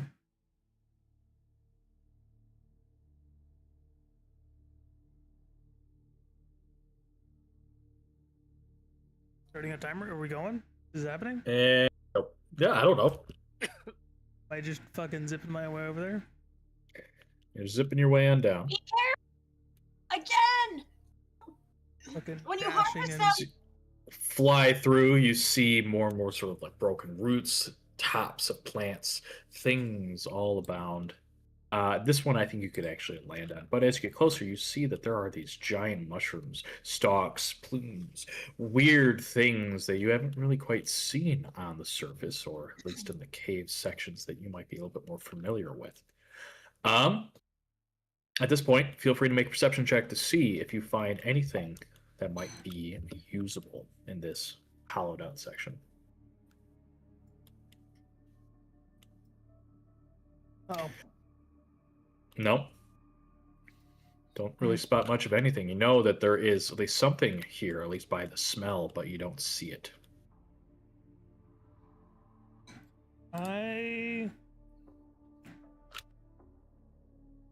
yeah. I'll use my inspiration on that. Okay.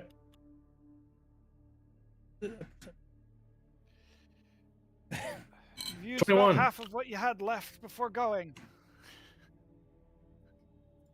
You spot due north in this large cluster cloud, there is indeed this sort of collected sediment, somewhat purplish violet in color, that is growing on top of this bed of mushrooms that you know is used as a reagent for Belladonna's blessing grenades. I will reluctantly cover my face Mm-hmm. and go in, and I mean, I don't really have that much like plant knowledge, so I'm just fucking freeballing it, I'm guessing. Okay. What you're going to do is I need you to please make a nature check with disadvantage. Way. Shit my way. Oh my god. 6, you reach your hands. You do indeed grab the reagent that I you needed, will- but the massive stalk kind of shudders and quakes, and you begin to hear this like almost puffing sound as you start to see colors illuminate all along the stalks. Can I? Sorry. I'm gonna use a tactical mind, Okay. which is a D10, and presumably that doesn't succeed, I'm also gonna use the fucking whatchamacallit that I still have. Arctic. Bardic Inspiration, yeah. Is that a D6? D8, I think. D8? I think it's a D8.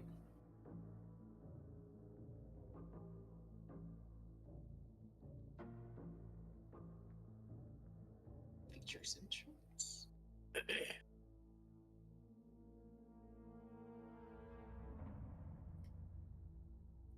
Maybe the song that Wood sang had a little something to do with the plants, or It wasn't a song, it was a Oh, no, it's howl. D6, I think. oh, right. That is how your bardic inspiration works. That makes That sense. becomes a D8 at level 5. Yep. D8. Fucking, what is that? Oh, very good. 11. So 11, 14? 14. 14. Okay. You grab hold.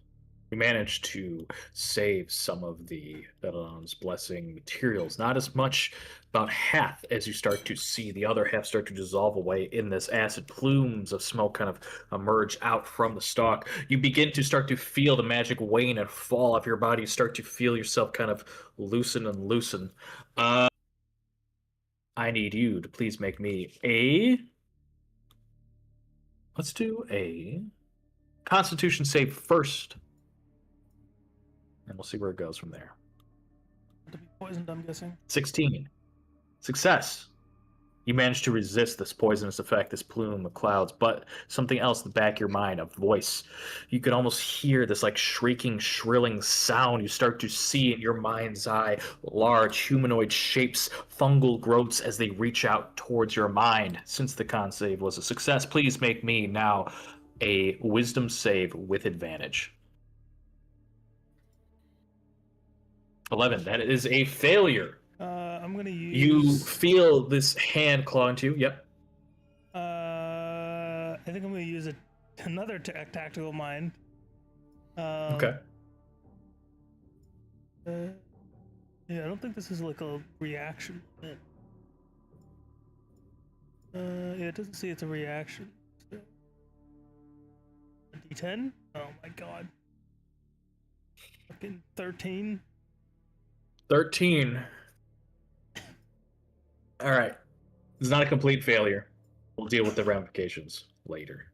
You feel as if something has left just a little piece of itself in the back of your mind. It's painful, but the magic around you is starting to fade. You feel the flight start to give way. Oster, you too feel as if like your hand is letting go on a rope, just slipping through your fingers. Hurry! Last bit. I'm gonna go back this way real quick and go over to here. Okay. Okay. And with that, you feel just the magic starts to wane. You're just a few feet away from the ledge. And finally, please make me an athletics check.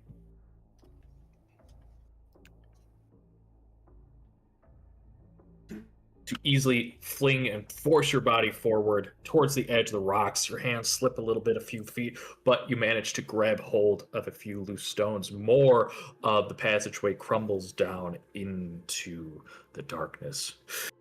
You're alive, but something or someone is aware of you. You feel the sensation of something there. You're going to take like something 33 points of psychic damage. Yeah. Like something knows that I'm here, or something is in my brain. More like something knows that you're here. There's some like connection, as if like someone has left like a, you know, like bugging a room, like a little recorder or some sort of like, yeah, like bugging a phone. It's sort of like that, but in the back of your mind. Yeah. All right, you're I no think longer that flying. went about as good as I could expect from someone who's bad at nature-related things.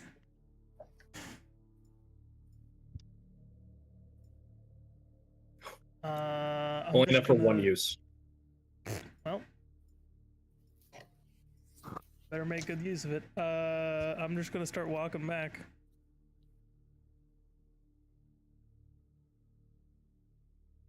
Do I need to be specific about my walking, or can I just walk where I already walked?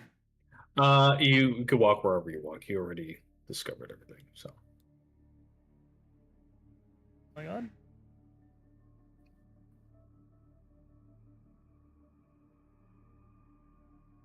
Bugs in the brain. Yep. Nice little worm in the back of your brain. Mm-hmm. I'll like moderately yell down the hallway. Hello, I'm back. You did it! Thank you!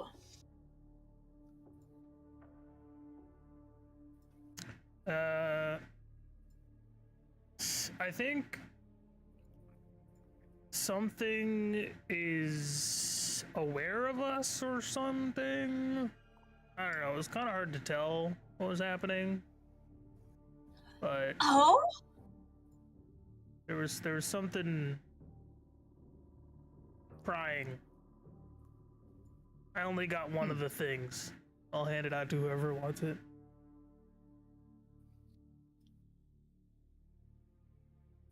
What was the thing that you saw at the distance that you were going over there to get to begin with? the smell we smelled a while ago. Some components to make a belladonna's bomb. The cement of lemon wafts off of wood for a moment. I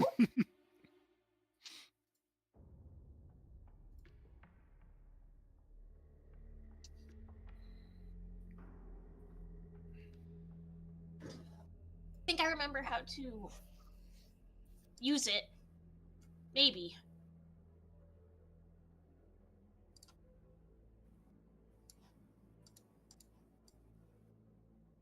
I'm more concerned right now by the fact that I don't know that we've figured out yet what happened here. There's a giant hole to the Underdark, and I rolled to figure it out and got like a 4, I think, so.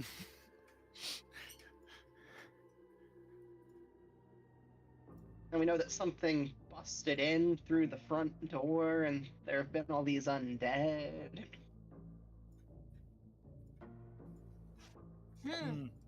You're right. Nope. And did we check what's behind this door? I don't think we did, right? We needed the 3 rings to get through, Oh, right. which we have now. That seems like that's place left to go. Unless you missed something hidden, I think so, yeah. I know that we did unsuccessfully search the fireplace down in the room where Brock almost fell into the pit the first time. Mm-hmm. So if we missed something, it would be there, would be my guess, but...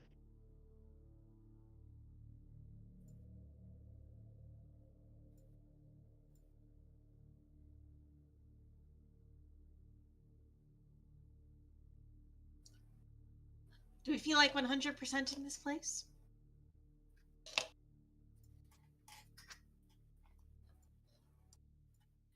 Robin doesn't. I'm not sure our characters would know that if you failed to check to see if there was anything in there, you probably think that there's nothing, right? Players know it's failing, but characters wouldn't.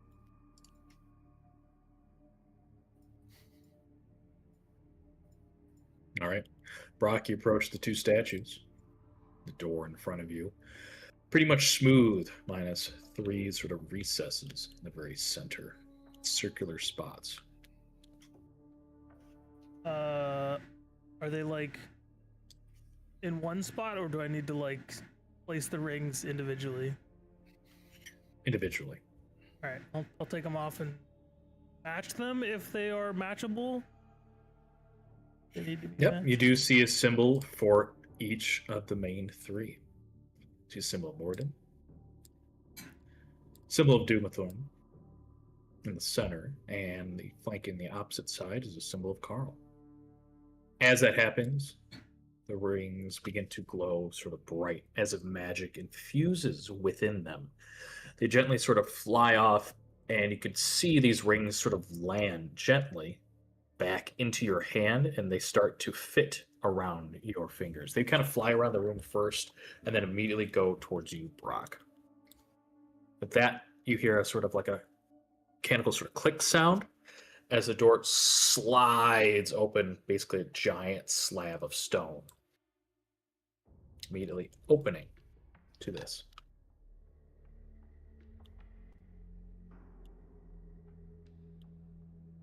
Hell yeah, that was sick. I say walking in.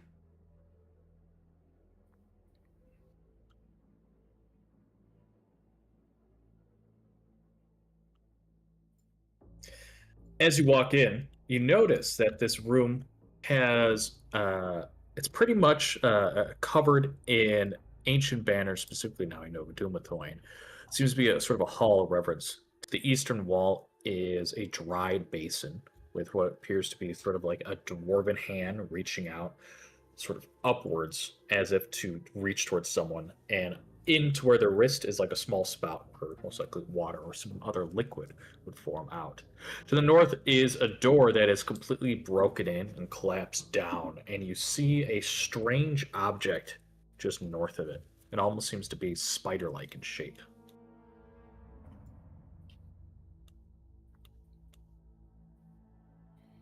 I don't like the look of that thing. I point at the Spiders spider as we thing. approach the Underdark does tend to indicate Lolth's involvement, no? To visit a temple of Lolth. Imagine. Ugh. Lothander is my OTP. What's an OTP? To teach you, Brock. I actually don't know that I know what an OTP is, to be honest. Yeah. Means one true pairing. Imagine Lolth and Lathander together. Oh, I write about it all the time. It's quite popular, actually. Ow! Right, Ames? I concur. Oh, Their writing is quite compelling. I just noticed. Robin, you stepped here, right? Yes. Perfect. Can Uh-oh. you please roll me a D100? Oh. 28. Okay. Nothing happens.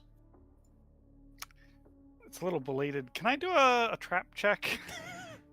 Yes, you can. Normally, I try not to do it right after you have somebody roll, but also I've been trying to do it in every room, so I feel like it's Yeah, fair. that's fair. 23. You notice something. Maybe this is at the same time that Robin steps over, and Robin being small and quite light on their feet, you see faintly on the ground, not quite like a pit trap or false like flagstones or anything like that. You see dwarven runes actually carved. They're faint and almost devoid of magic, meaning that they would have been inert. But when Brock walked over them, you saw a slight sort of tinge of sort of life, magic coursing through. Uh, with that success and being who you are, no need to roll. You'd recognize that it is sort of like an awareness, a sigil.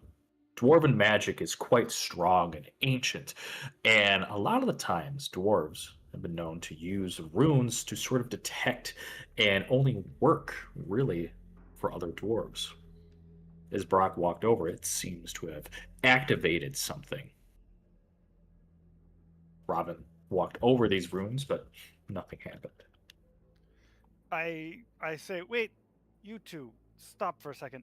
There's something under you, on the floor. I can see magic. It seems to be emanating from Brock. I've heard that many dwarven magics respond specifically to dwarves. If you can read what those say, tell us what it might do. It seems to want to activate only for you, Brock. I'm like looking down and I'm like twisting my head, like trying to read the runes.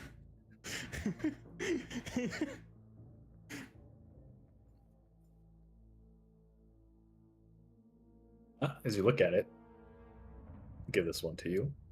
It is written in Dwarvish, but a different script. It actually looks to be something more foreign, other, what you're used to.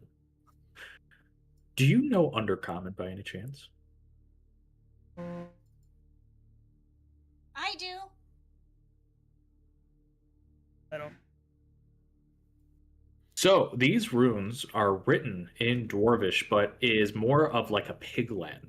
They use the runes and sort of alphabet of the normal Dwarvish symbols, but is written in a weird sort of way. You read them out to yourselves, and the common is jarbled. It seems to be reading backwards.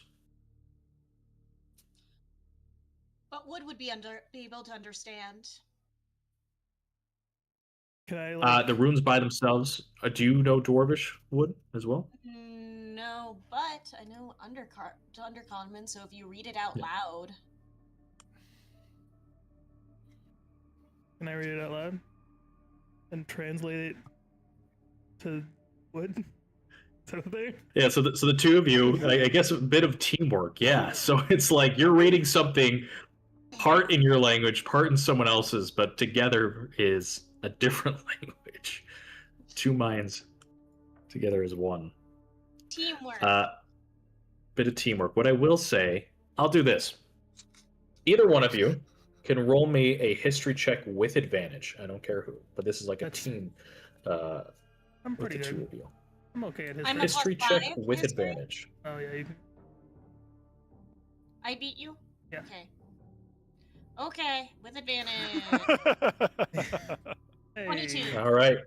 Yeah, you definitely wouldn't be able to understand it by yourself because it is still written in Dwarvish, but with Brock and you, it reads something loosely to this.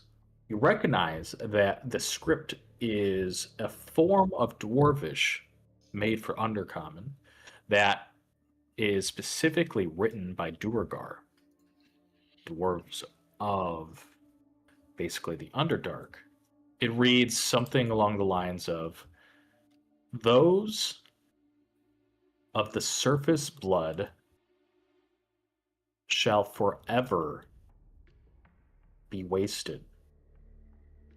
Those of the surface and of those of friends of, so those on the surface and those friends of the surface dwarves shall know our pain. And finally, it reads, all must find service and reverence to the pale white eye. To the pale white eye.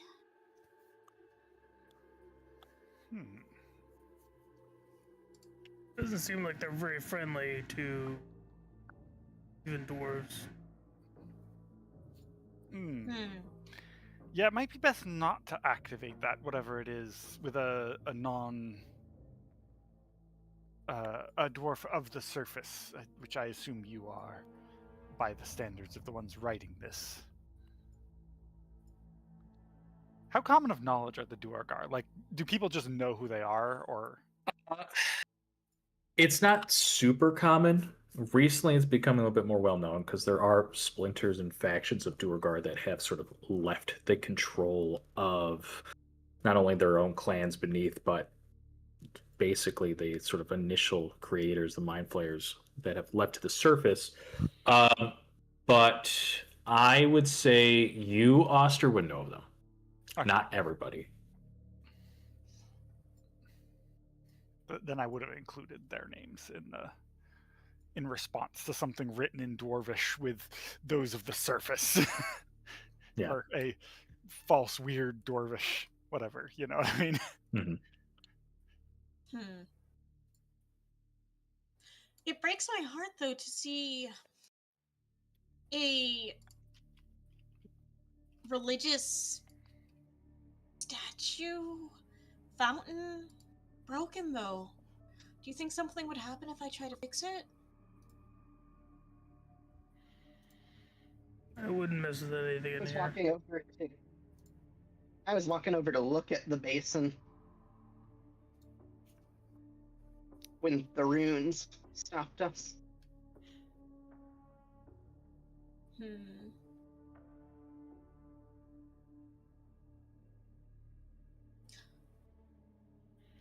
Okay. Can I hop over the runes and just do a little? Make an acrobatics check. Oh boy. Okay. Anemic cat. Action. Go. 13. Ooh, okay. You feel yourself jump over it. Your body kind of sways slightly. I'm going to check something. I'm going to pick one person as you jump over. Luckily, it is Brock. Brock, you see, would jumping over and is about to slip and fall into the runes. Brock, what do you do? Can I help them to not do that? Go right ahead. Is that like a Sure. How? athletics check? Just pick them up. Yeah. That's rough. Yeah, but no need to roll. You, as you said, you pick them up as they're about to fall because they're just a small gnome, anemic cat, half gnome person. You just gently put them over the opposite side. The runes still glow, almost like, I guess the best metaphor would be is like classic movies. Person steps on a landmine, but didn't explode. And so they're just standing there trying to figure out what to do is kind of what's happening right now. Can I roll Arcana to see if stepping off would be a problem? Yes, you can. Just trying to like figure out the magic's going on in here. 18. Yes, 100%. Seems to have been triggered, and then once, most likely, Brock leaves, this thing would trigger. I relay this to him. Ah, I see. Would we dispel it? I do have dispelling magic, yes.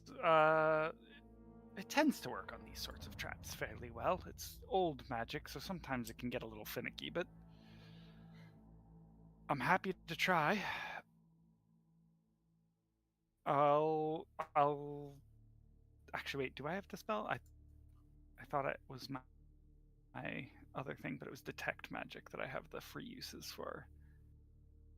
Yeah, detect is a kind of a cheaper spell, definitely compared to dispel. Yes, I do have dispel. Okay. I'll cast the dispel magic on it.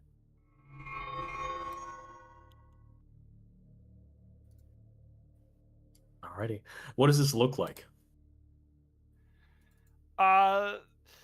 Being of a draconic lineage, I think you kind of see this like slight like lightning pass crackle along his hands, and he has like some scales and some slightly draconic features from it all.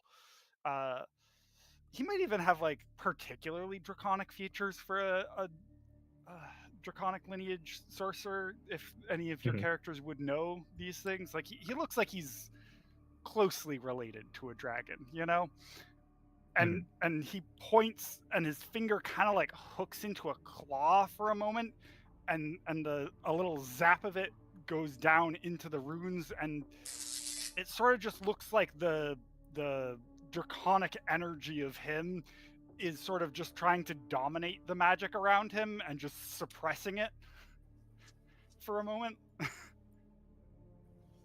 As you do, the runes glow bright. You see for a brief moment, just to the north, Robin, this like spider contraption almost seems to be basically your height.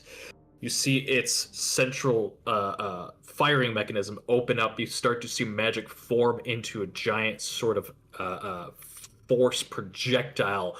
As it opens, and you can see it charge up, and then immediately the blue light shimmers and fades. The last of the runes dissipate. The trap has been deactivated. I say, we should probably try and move through here quickly. Runic traps have a weird tendency to, I've noticed, reset themselves after some time, even with dispelling magic, so... You just walk through? Okay. Can I examine Try and the sort of basin? daintily step Yes, you around can. the door. Can I help? Yes, you can. Robin, you take a look at the basin. What are you looking for about the basin? So, just a reminder, it is a large stone basin. It's completely drained out. The spout of what would have filled this basin is more of like a hand that looks roughly, basically, this big, meaty dwarven hand palm. It's kind of outstretched like so, reaching, and then in its wrist is where the spout would be. I guess I'm trying to figure out what it was used for when it was active. Sure. History or investigation, your choice. I'll give you advantage. Will be investigation then. 19. 19 is enough. with the three of you crowding around, Robin, you realize, especially with Wood's help, is that this is actually pretty ingenious. This is a form of sort of like recognition, of checking to see not only of one's lineage, but a way to access passage. It's like, in layman's terms, would be like a terminal. Obviously not, but it would work is that the person would, especially looks to be of like a dwarf, would grab hold of the hand, and as that would happen, they would then need to bleed themselves. That blood from their wrist while holding the fountain would blend with the water and form some sort of rune or magic or some sort of effect that would allow them to move further. It's a way to sort of check nobility or at least of lineage.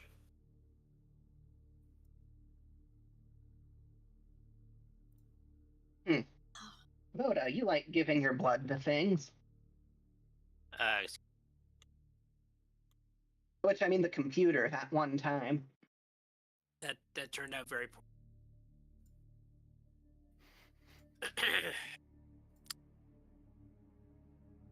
I mean, Do I see any other doors in the room that it might be granting passage to, or is it just the one door that's already open? Yes, the door that's in front of you is basically broken down. It's pretty much just not even on its hinges. It's just a slab on the ground that you're easily able to walk past. You can roll a perception check just to see if there is possibly anything else you might notice. A 10. No.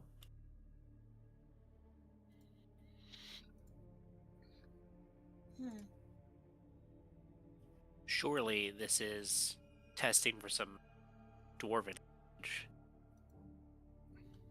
A My dwarven dragonborn blood would likely not do. Yeah, I was just joking because the computer. Do you want me to come back and try? No, I mean, it doesn't. It's dried up, so there's not water for it to mix with anyway. I'm pretty sure it opens this door that's broken down anyway, so. Well, it doesn't look like there's the pipes that are broken. We could pour some water in. Maybe I could pray over it. Carl or someone. I'm Perhaps pretty someone- much on team don't touch it if we don't have to right now. I'm gonna guess it would have gotten us past the trap that we just deactivated anyway. Oh, you guys have no sense of adventure. Alright, can I check for traps in this room? Yes, you can. You do not spot any traps, but you do notice that there is not really like a trap, but there is this weird, I guess, a lining on the ground that is roughly about yay big, maybe a little smaller than that. But it seems like the stonework is separated by at least an inch or two, and you can just see sort of like darkness through the cracks. He puts a hand on Brock's shoulder, assuming Brock is kind of walking in that direction slowly. Yep. He puts a hand on his shoulder and says, "Hold up! Look at the floor there. I don't know what that is, but it seems wrong, doesn't it? Like there's a gap and a separate thing here. Is it maybe illusion magic or something replaced later? It could just be an architectural feature, you know, but." Looks like a square to me. Very well. Takes a step Robin back would in like case to- something happens when you walk that way. Before Brock steps on it, Robin would like to pick up a piece of the rubble and just toss a rock on it. Sure. Toss a rock on it, and as you do, you hear a metallic ting sound. Maybe a trap door to the Underdark. I've really been hoping that there's an actual passage to the Underdark, and we aren't gonna just have to jump into the chasm. That would be nice. Or I heard less of- bad. I heard of one friend who, this guy a long time ago, they had to climb a ladder all the way down to the Underdark. Sounded like a really rough time, if I'm being honest. joke on it. Like, it is pretty goofy. I mean, I'll just fucking step on it. I don't care. Okay, you step on it, and there's a very slight amount of give, and then it just feels like you're walking on metal.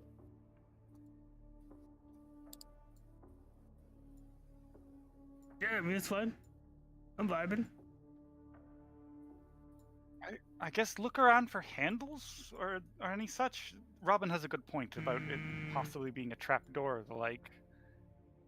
Not in the trap sense, but Perception for like a handle or Yes. a button or something.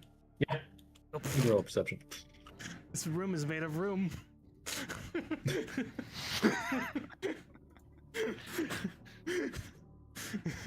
Oh my I don't goodness. see anything.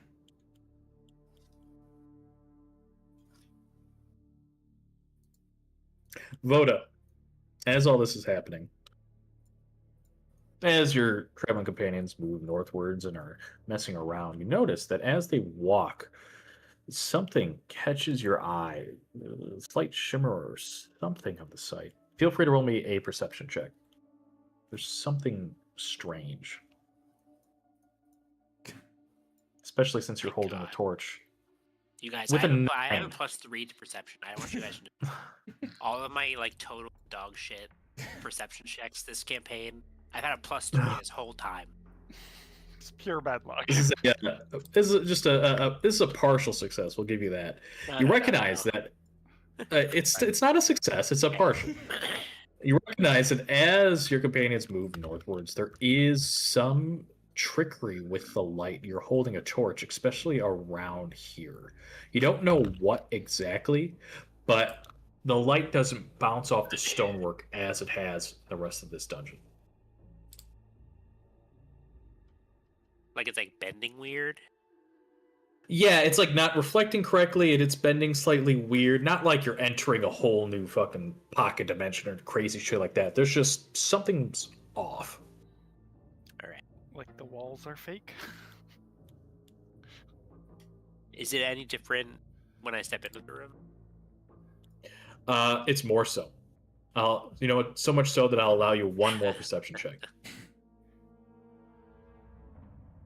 Well, guess what? That is enough. You recognize, especially since you are holding a torch, the fire illuminates.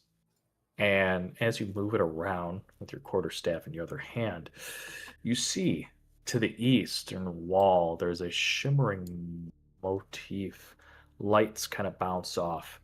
The fire, the heat from it, takes and almost gets pulled away from the torch.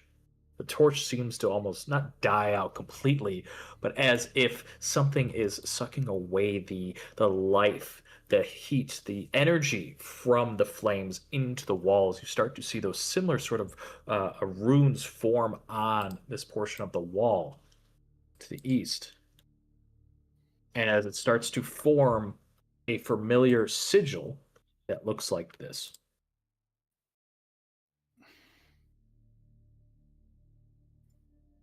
Ah.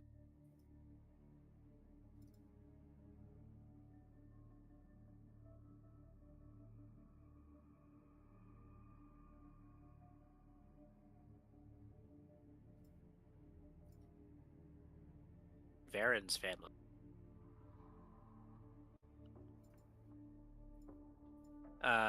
Notice it right here. Is it, if I bring the torch even closer, what happens? Mhm. It glows brighter. So much so that you begin to see an outline of something in the wall, a passage that seems to be blocked.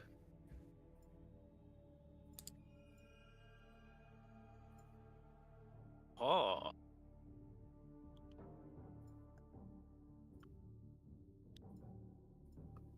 We don't have a ring. The Axebreaker clan, do we? I think so.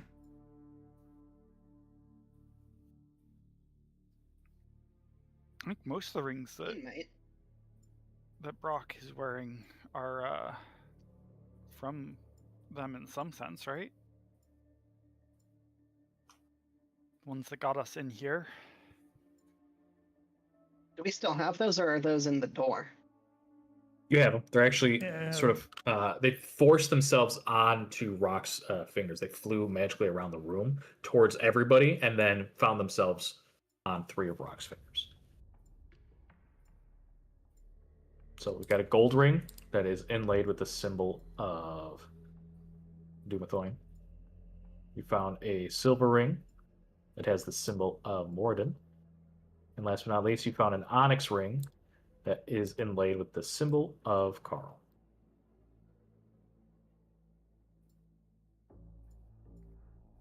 You call me over. Yeah.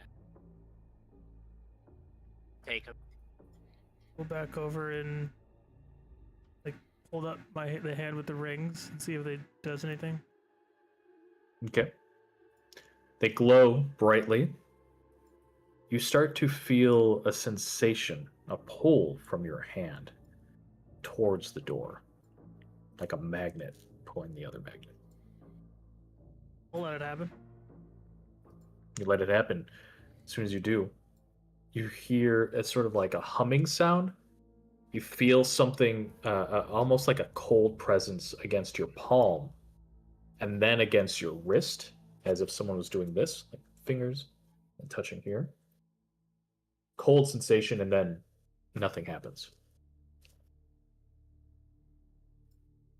Can I like push on it? Yeah. Push on it. Hard stone. Nothing happens.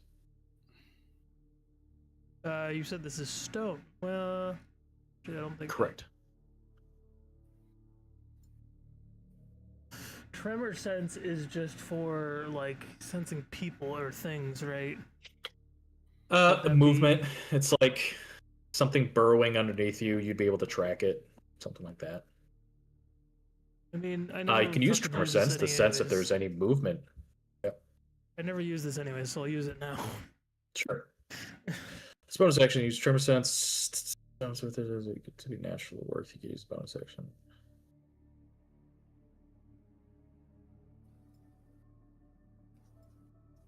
Okay. You do not sense any movement, but you sense that there is basically a larger, or at least a chamber beyond. And being a dwarf, you can sense, now that you have the 3 rings on you, that there is actually the same sort of magic from those 3 rings beyond this wall. There's definitely something behind this wall. Any ideas? I do see the door on the map. I assume it's locked. Do we see that there's a door? Yeah, it's not a door, but there's no handle. I've only got one way to denote some sort of passage. So a door could be a passageway or something, bars, gate, whatever. But yeah, now since you came closer to the wall, since you had a light source illuminate the symbol, think of very classic Lord of the Rings, it glows on the stoneworks to that whole section. You grab hold and place your hand on to the wall where this sort of dwarven hamper is. You feel sensation sort of check your palm and then your wrist, but then nothing happens. So I have 2 ideas. First idea is we could just go back to 13, see what they think.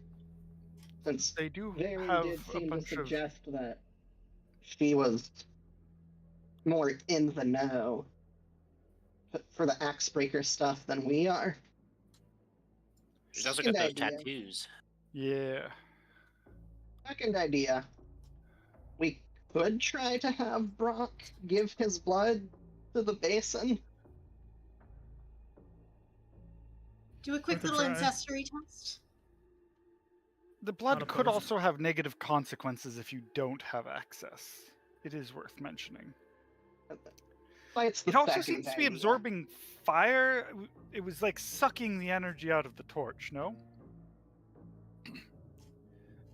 Could we at least try seeing if feeding it a little fire, anything to do with a forge, might be tends to be symbolic in dwarven societies, no?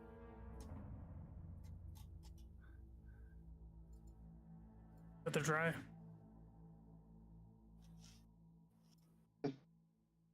I actually came up with a third, possibly even worse idea. I like I've those got a ideas. really bad idea too. But you go first. Hang on the metal floor and hope that the ruckus gets something to come out of the secret passage to attack us. That's really funny. I think we should try the others first, but it is very good thinking if we were desperate or if we get desperate.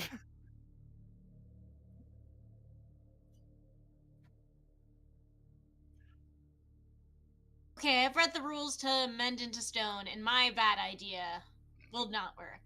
I was thinking that maybe I could meld into the stone and then step out on the other side if it was within 5 feet of thickness. But no, I'd have to step out from where I came from.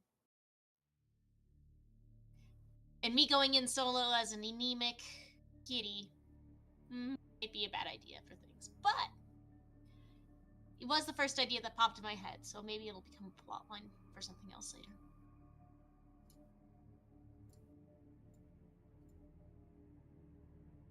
Rock, it's your body. Do you want to give blood to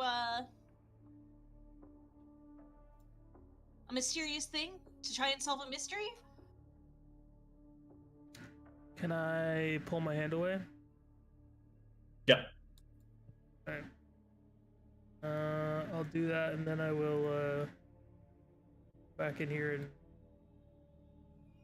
I guess I'll empty a little of my canteen, and then Sure. put a few drops blood in there. Not from Okay, my so you palm, just 'cause I'm you not a- empty a bit of the canteen and just drop blood into the basin. Yeah, I'll put a little bit of water in there, and then I'll like nick like my shoulder or something. Okay, Put a little bit you of take blood. 1 point of damage. Draw some blood, and as you basically pour the 2 into the basin reacts, having water within it.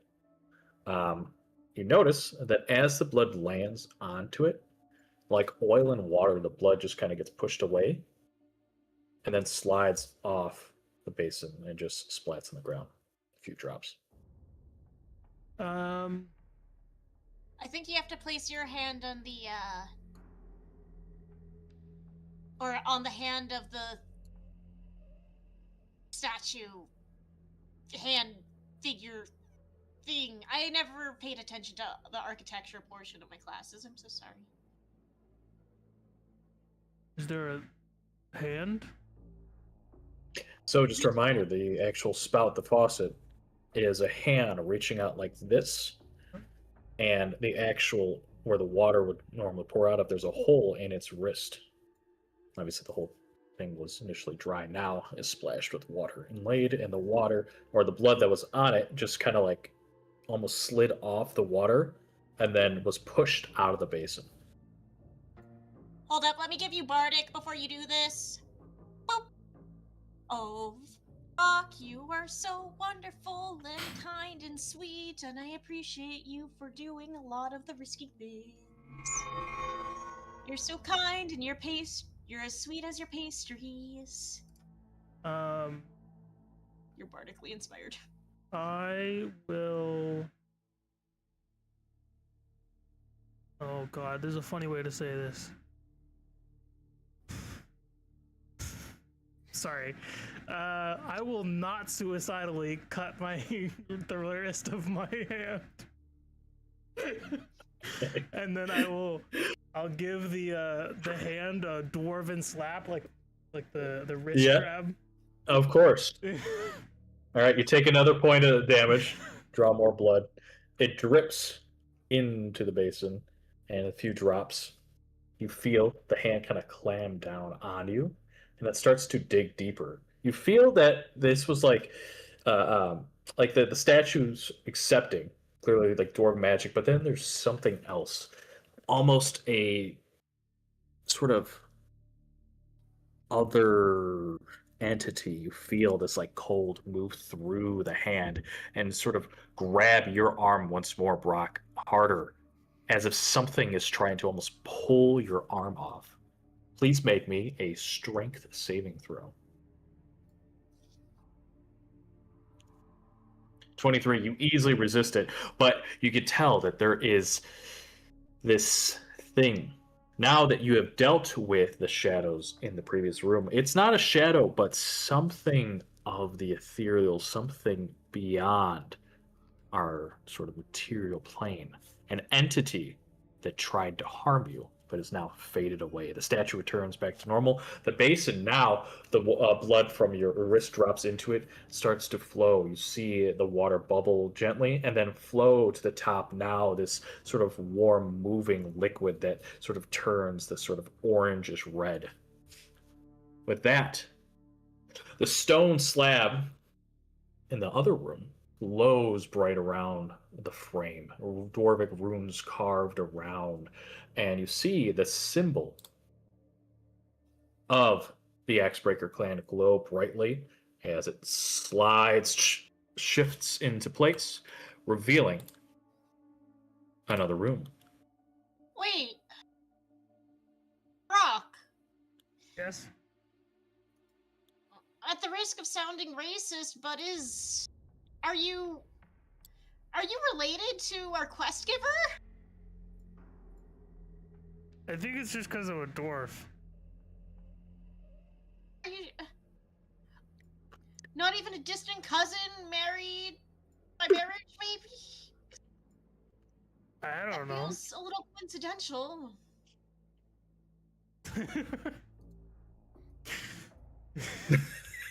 I'm not racist, but oh, that's goofy. Okay. So, this sort of antechamber. Oh, yeah, leave that open. It's now permanently open. So, just leave that bad boy. Yeah, the stone slab just like slid into the wall and just reveals. Inside this room, you see symbols above these 4 dwarven statues, similar to the ones you saw outside, but not bearing weapons. More that they're in different poses and gestures. I do need, so the artwork may not be exact to our description, except the northeast one. So I'll start there. Right here, you see a statue looking south. It's on a pedestal that seems to be somewhat broken. It is reaching out, their head slumped low. Their body, their posture is lower than the other 3 by far. You see them reaching out, their hand gently with a finger outstretched, pointing almost to a ring on the ground that looks like this.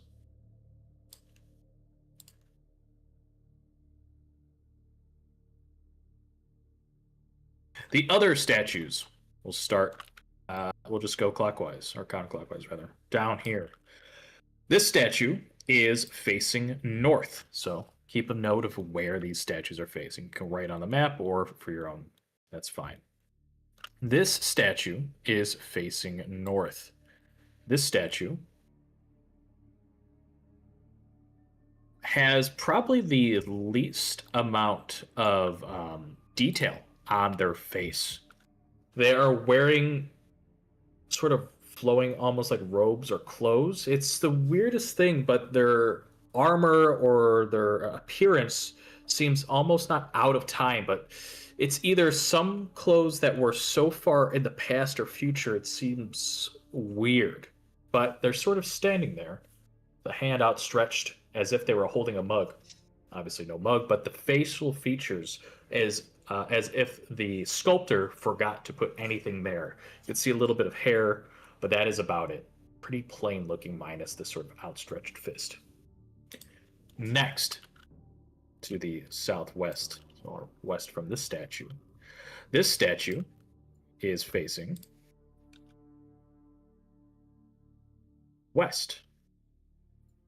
This statue that is the bottom right has a face also somewhat shrouded, but their sort of motif is that they have a hood over their head.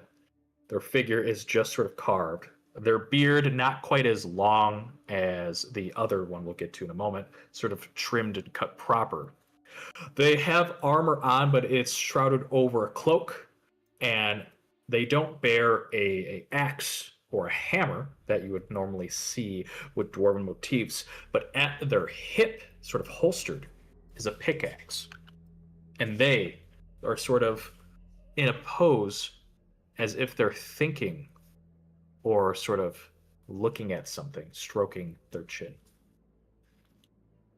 The one above them, probably the most proud and maybe the largest of the four statues, stands mighty with a warhammer right here in the middle of their chest. Classic sort of like paladin, holy warrior kind of pose. They stand, they're carved in beautiful plate armor, and dwarven make, helmet over their head, their beard the longest. You could see that this twisted and beautiful sort of knots carved into the statue are most likely like jewels and whatnot. They stand proud, their hammer and so, and they are facing to the east. Actually, my apologies, they are facing sorry, I'm checking my notes. To the west.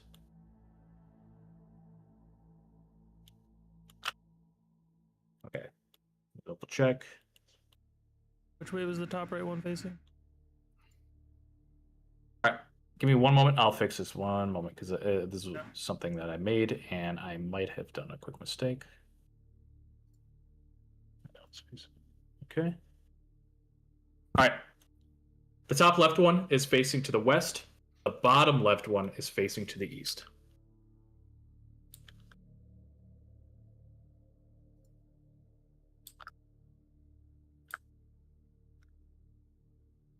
West.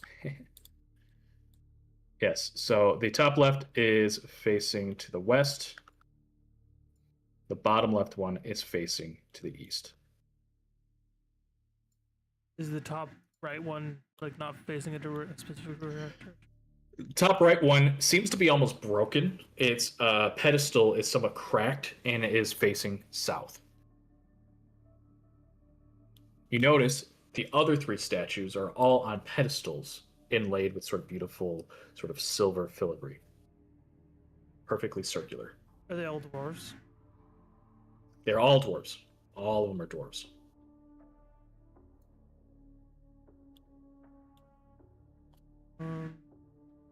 And you said this one was pointing at a ring? Correct.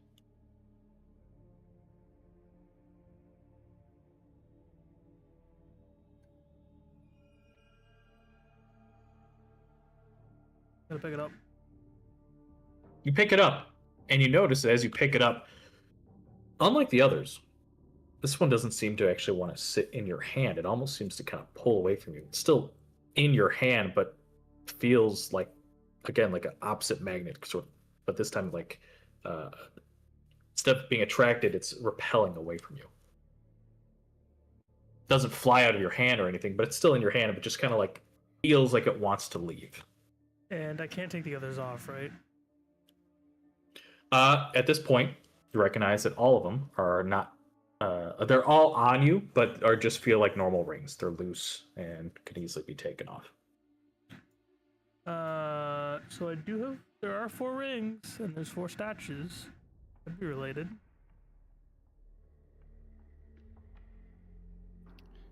Do any of the things on the rings suggest to you that they would belong on a particular statue? Can you put them all on their fingers? Yeah, do the statues have like any possible way to put them on fingers? You recognize that all the statues and their poses, at the very least in some way or another, whether it's thinking, whether it's holding a hammer, or whether it's a mug like sort of outstretched, or the person bending over literally pointing, they all have at least their pointer finger kind of upright away from the rest of the statue. Yeah. So we just need to figure out which go to what.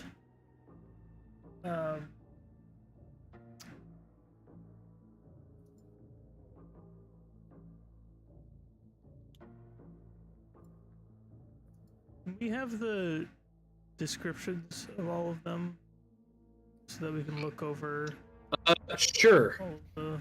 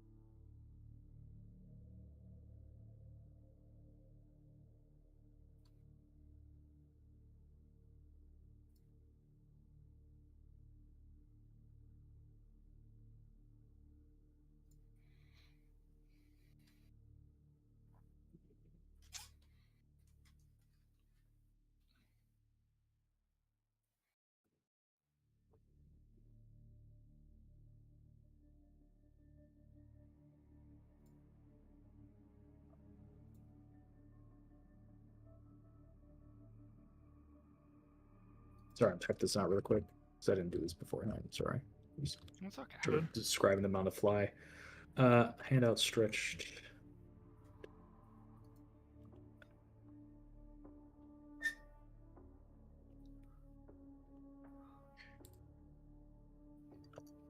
Okay, that's the north-facing one.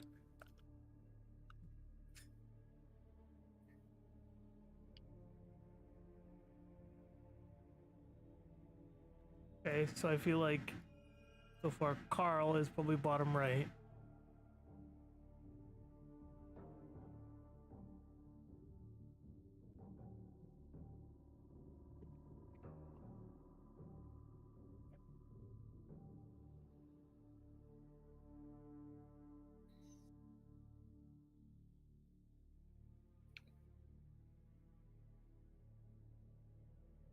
That makes sense. I agree with Holding that. a mug.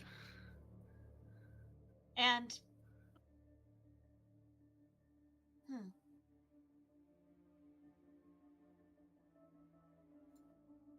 And the western facing.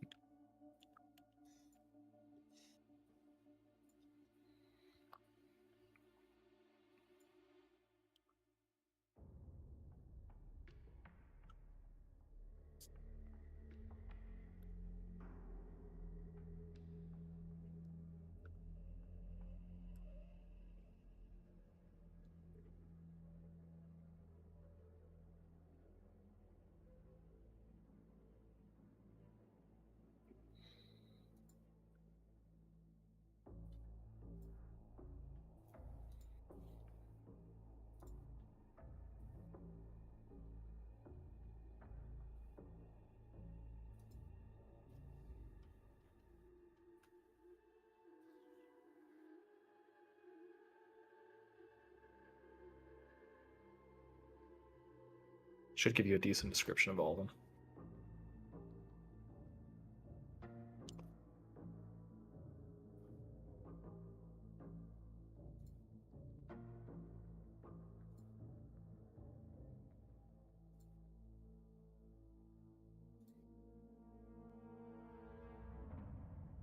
As we're all looking at the statues, trying to figure out who's who, you notice that the one pointing south, as I said, is standing on a circular disc that seems to be broken and cracked. It's permanently stuck in that position.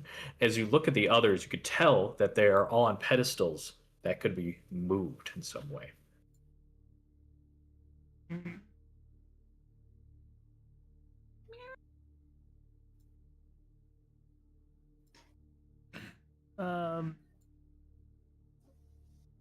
Can I know, like, is the like vibe of each clan pertinent or each god pertinent to this?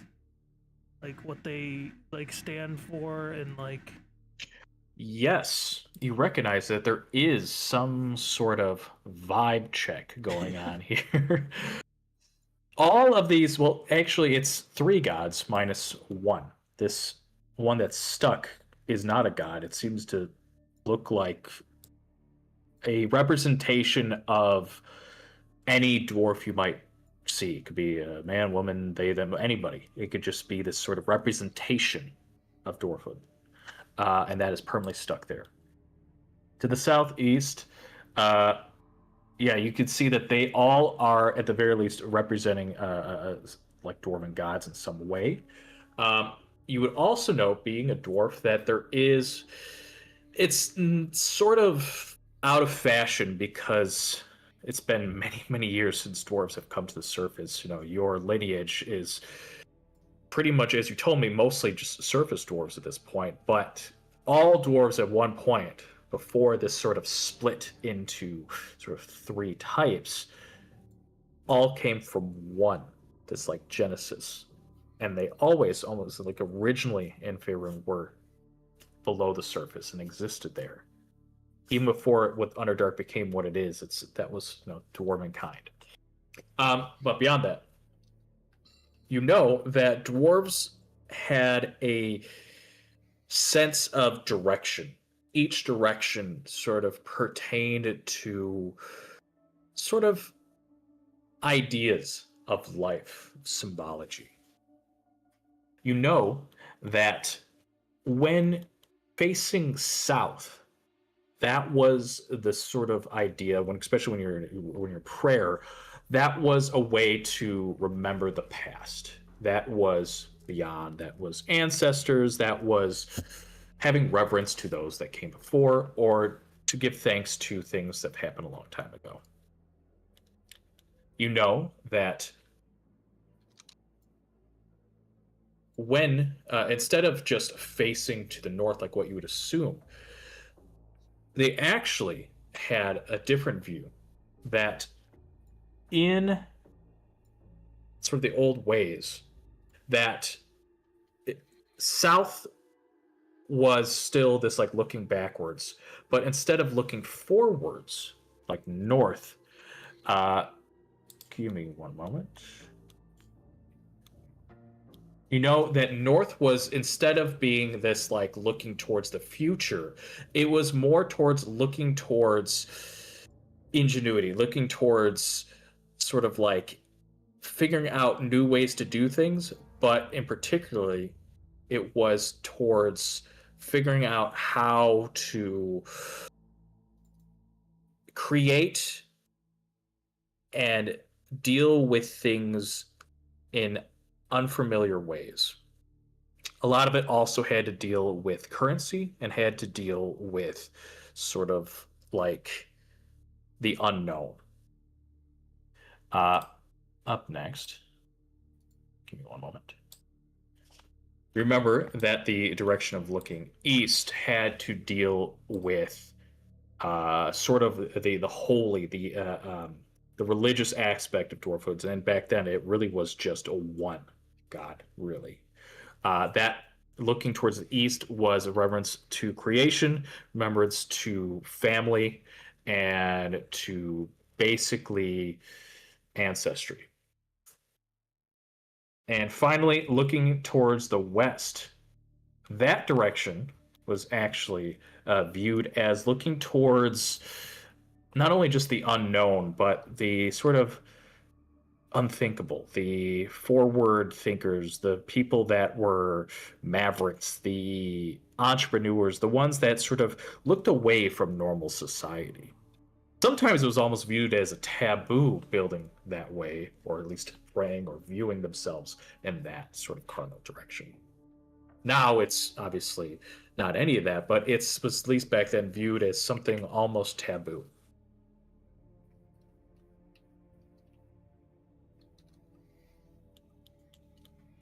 If you need me to go over that, let me know.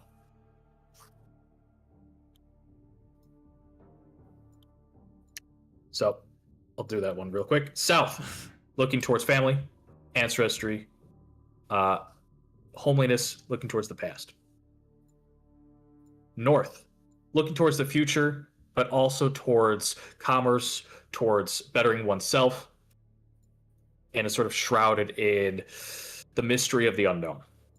East, looking towards religion, towards godhood, towards the one God, at least at that point, and sort of the embodiment, emboldenment of power. To the west, look towards not just the future, but to the unknown, the fear of what else is out there, beyond the darkness that fills the stone. Once was taboo, now celebrated. All right. We had one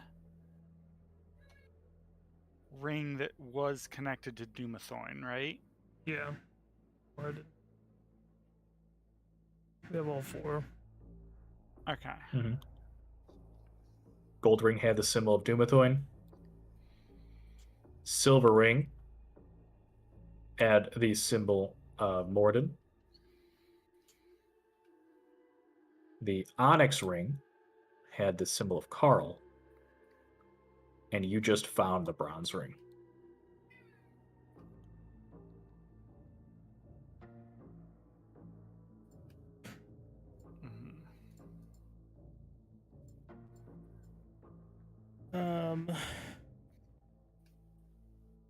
Which direction do we feel Karl is? I think Karl kind of feels like the east, eastwardly because he's like looking towards the future. He's like the newest god. Yeah, I think I Well- agree that Carl's like the Wasn't East also sort of associated particularly with Moradin? Didn't he just say like the Moradin was the one god at the time? Yeah, East see, is looking towards religion, towards the god of the time. Correct. yeah, I was thinking west for Carl. Wearing paladin-like armor, wielding a heavy warhammer. None of the others have a particular symbolism around the hammer, do they? The descriptions in chat are the current. What the current ones are. Yeah, Oh, so you think we have to That's where change they're currently facing. Yeah. Okay. Yeah. So I was saying, take the one that we think is Carl and turn it to be facing west. Oh, I see. Sorry. I would guess take the one that we think is Morgan, the creator of the dwarves. Yeah, he's the Yes. first dwarf The god. founder. And Yeah. that one I'd have pointing east. And then Dumathoin, I guess, pointing north. And turn them. And then we can't turn the commoner one. What do we think is? Which do we think is Dumathoin and Moradin?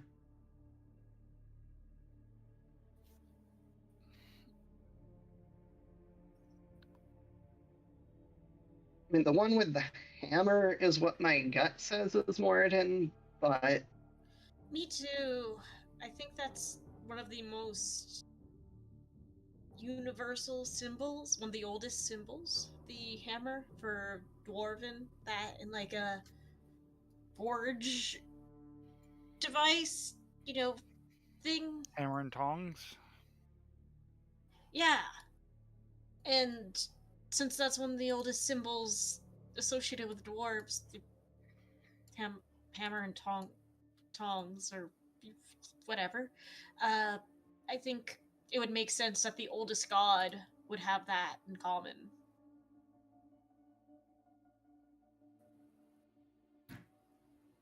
And So I that think hammer. was. Moradin is the west-facing one. This one. Yes. Dumathoin, and then Paladin-like armor with a heavy warhammer.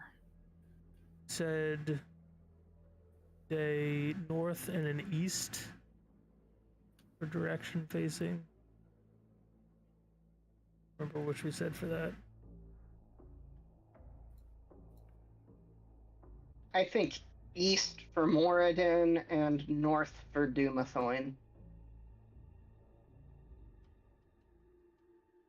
Yeah, because North was associated with commerce, which we definitely have a lot of Dumathoin for that, right? And their banner is a gem, so Right. tracks. And fine armor, faces trimmed with a pickaxe at the belt loop. Sounds like that. The one focused on the gem mining, the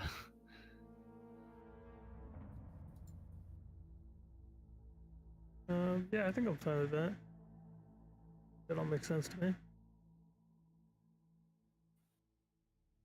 Ready to lock it in? They want to turn the statues and pop the rings on, or pop the rings on first, then turn the statues. Probably turn the statues first. I think. Putting the rings on seems more final.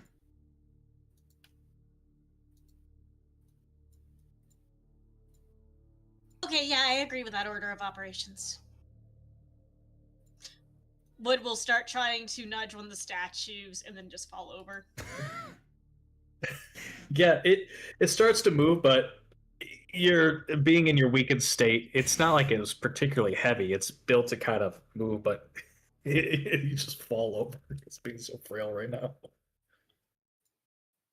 All right, we'll move the statues and then we'll put the rings on. Okay. You begin to move the statues about, and it's almost like they're on some sort of like spring or mechanism that allows them to turn quite effortlessly for most of you.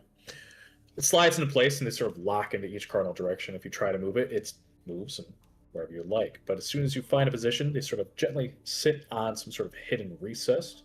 So now I need to confirm one last time. What direction is each god facing? We're doing the Axebreaker to the south, which is locked in. Carl to the west. Dumathoin to the north, and Moradin to the east. Perfect. Now, you have 4 rings. Where do you place them? Axebreaker top right, Carl bottom right. Which ring? The Icebreaker would be brass the one, bronze right? one, I assume. bronze is Bronze top right. Yeah. Correct. Onyx was. You put the ring on their hand, it locks into place. It doesn't budge. Onyx was Carl, I believe. Right? I believe so. Onyx And for the bottom silver, right. I know, is Moradin. Silver for the It top locks left. into their hand, the onyx ring. Put the silver into the Top left. top left. Correct. It locks in. And gold for the bottom left. All right. And finally, this is a good spot to end it. With the last of the rings locked into place, each statue, you hear a sort of fizzle sound. And then you begin to hear this heavy sound of metal on metal scratching. You then hear to the north of you, beyond the wall, like a metal plate sliding. You hear like something is arriving from beneath you to the north. And then you begin to hear,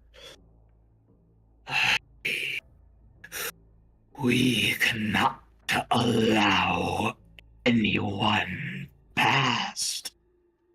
This is your last chance. No blood of the sun walkers shall ever find what's below. Go now, or suffer the hatred of the eye.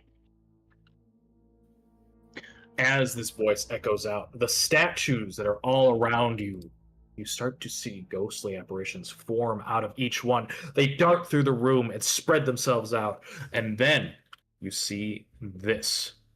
4 figures form, 1 and 2 in the hallway, 2 inside the room, just like so, form themselves into sort of like ghostly apparitions. You see flames form out of their mouths as greeting you. Or we end our 4 undead dwarves, guardians that have been clearly twisted and tainted. Brock, you recognize as you look at these ghostly figures that their hands seem to match exactly just what you saw and felt in that statue's hand, or the basin. They look like this.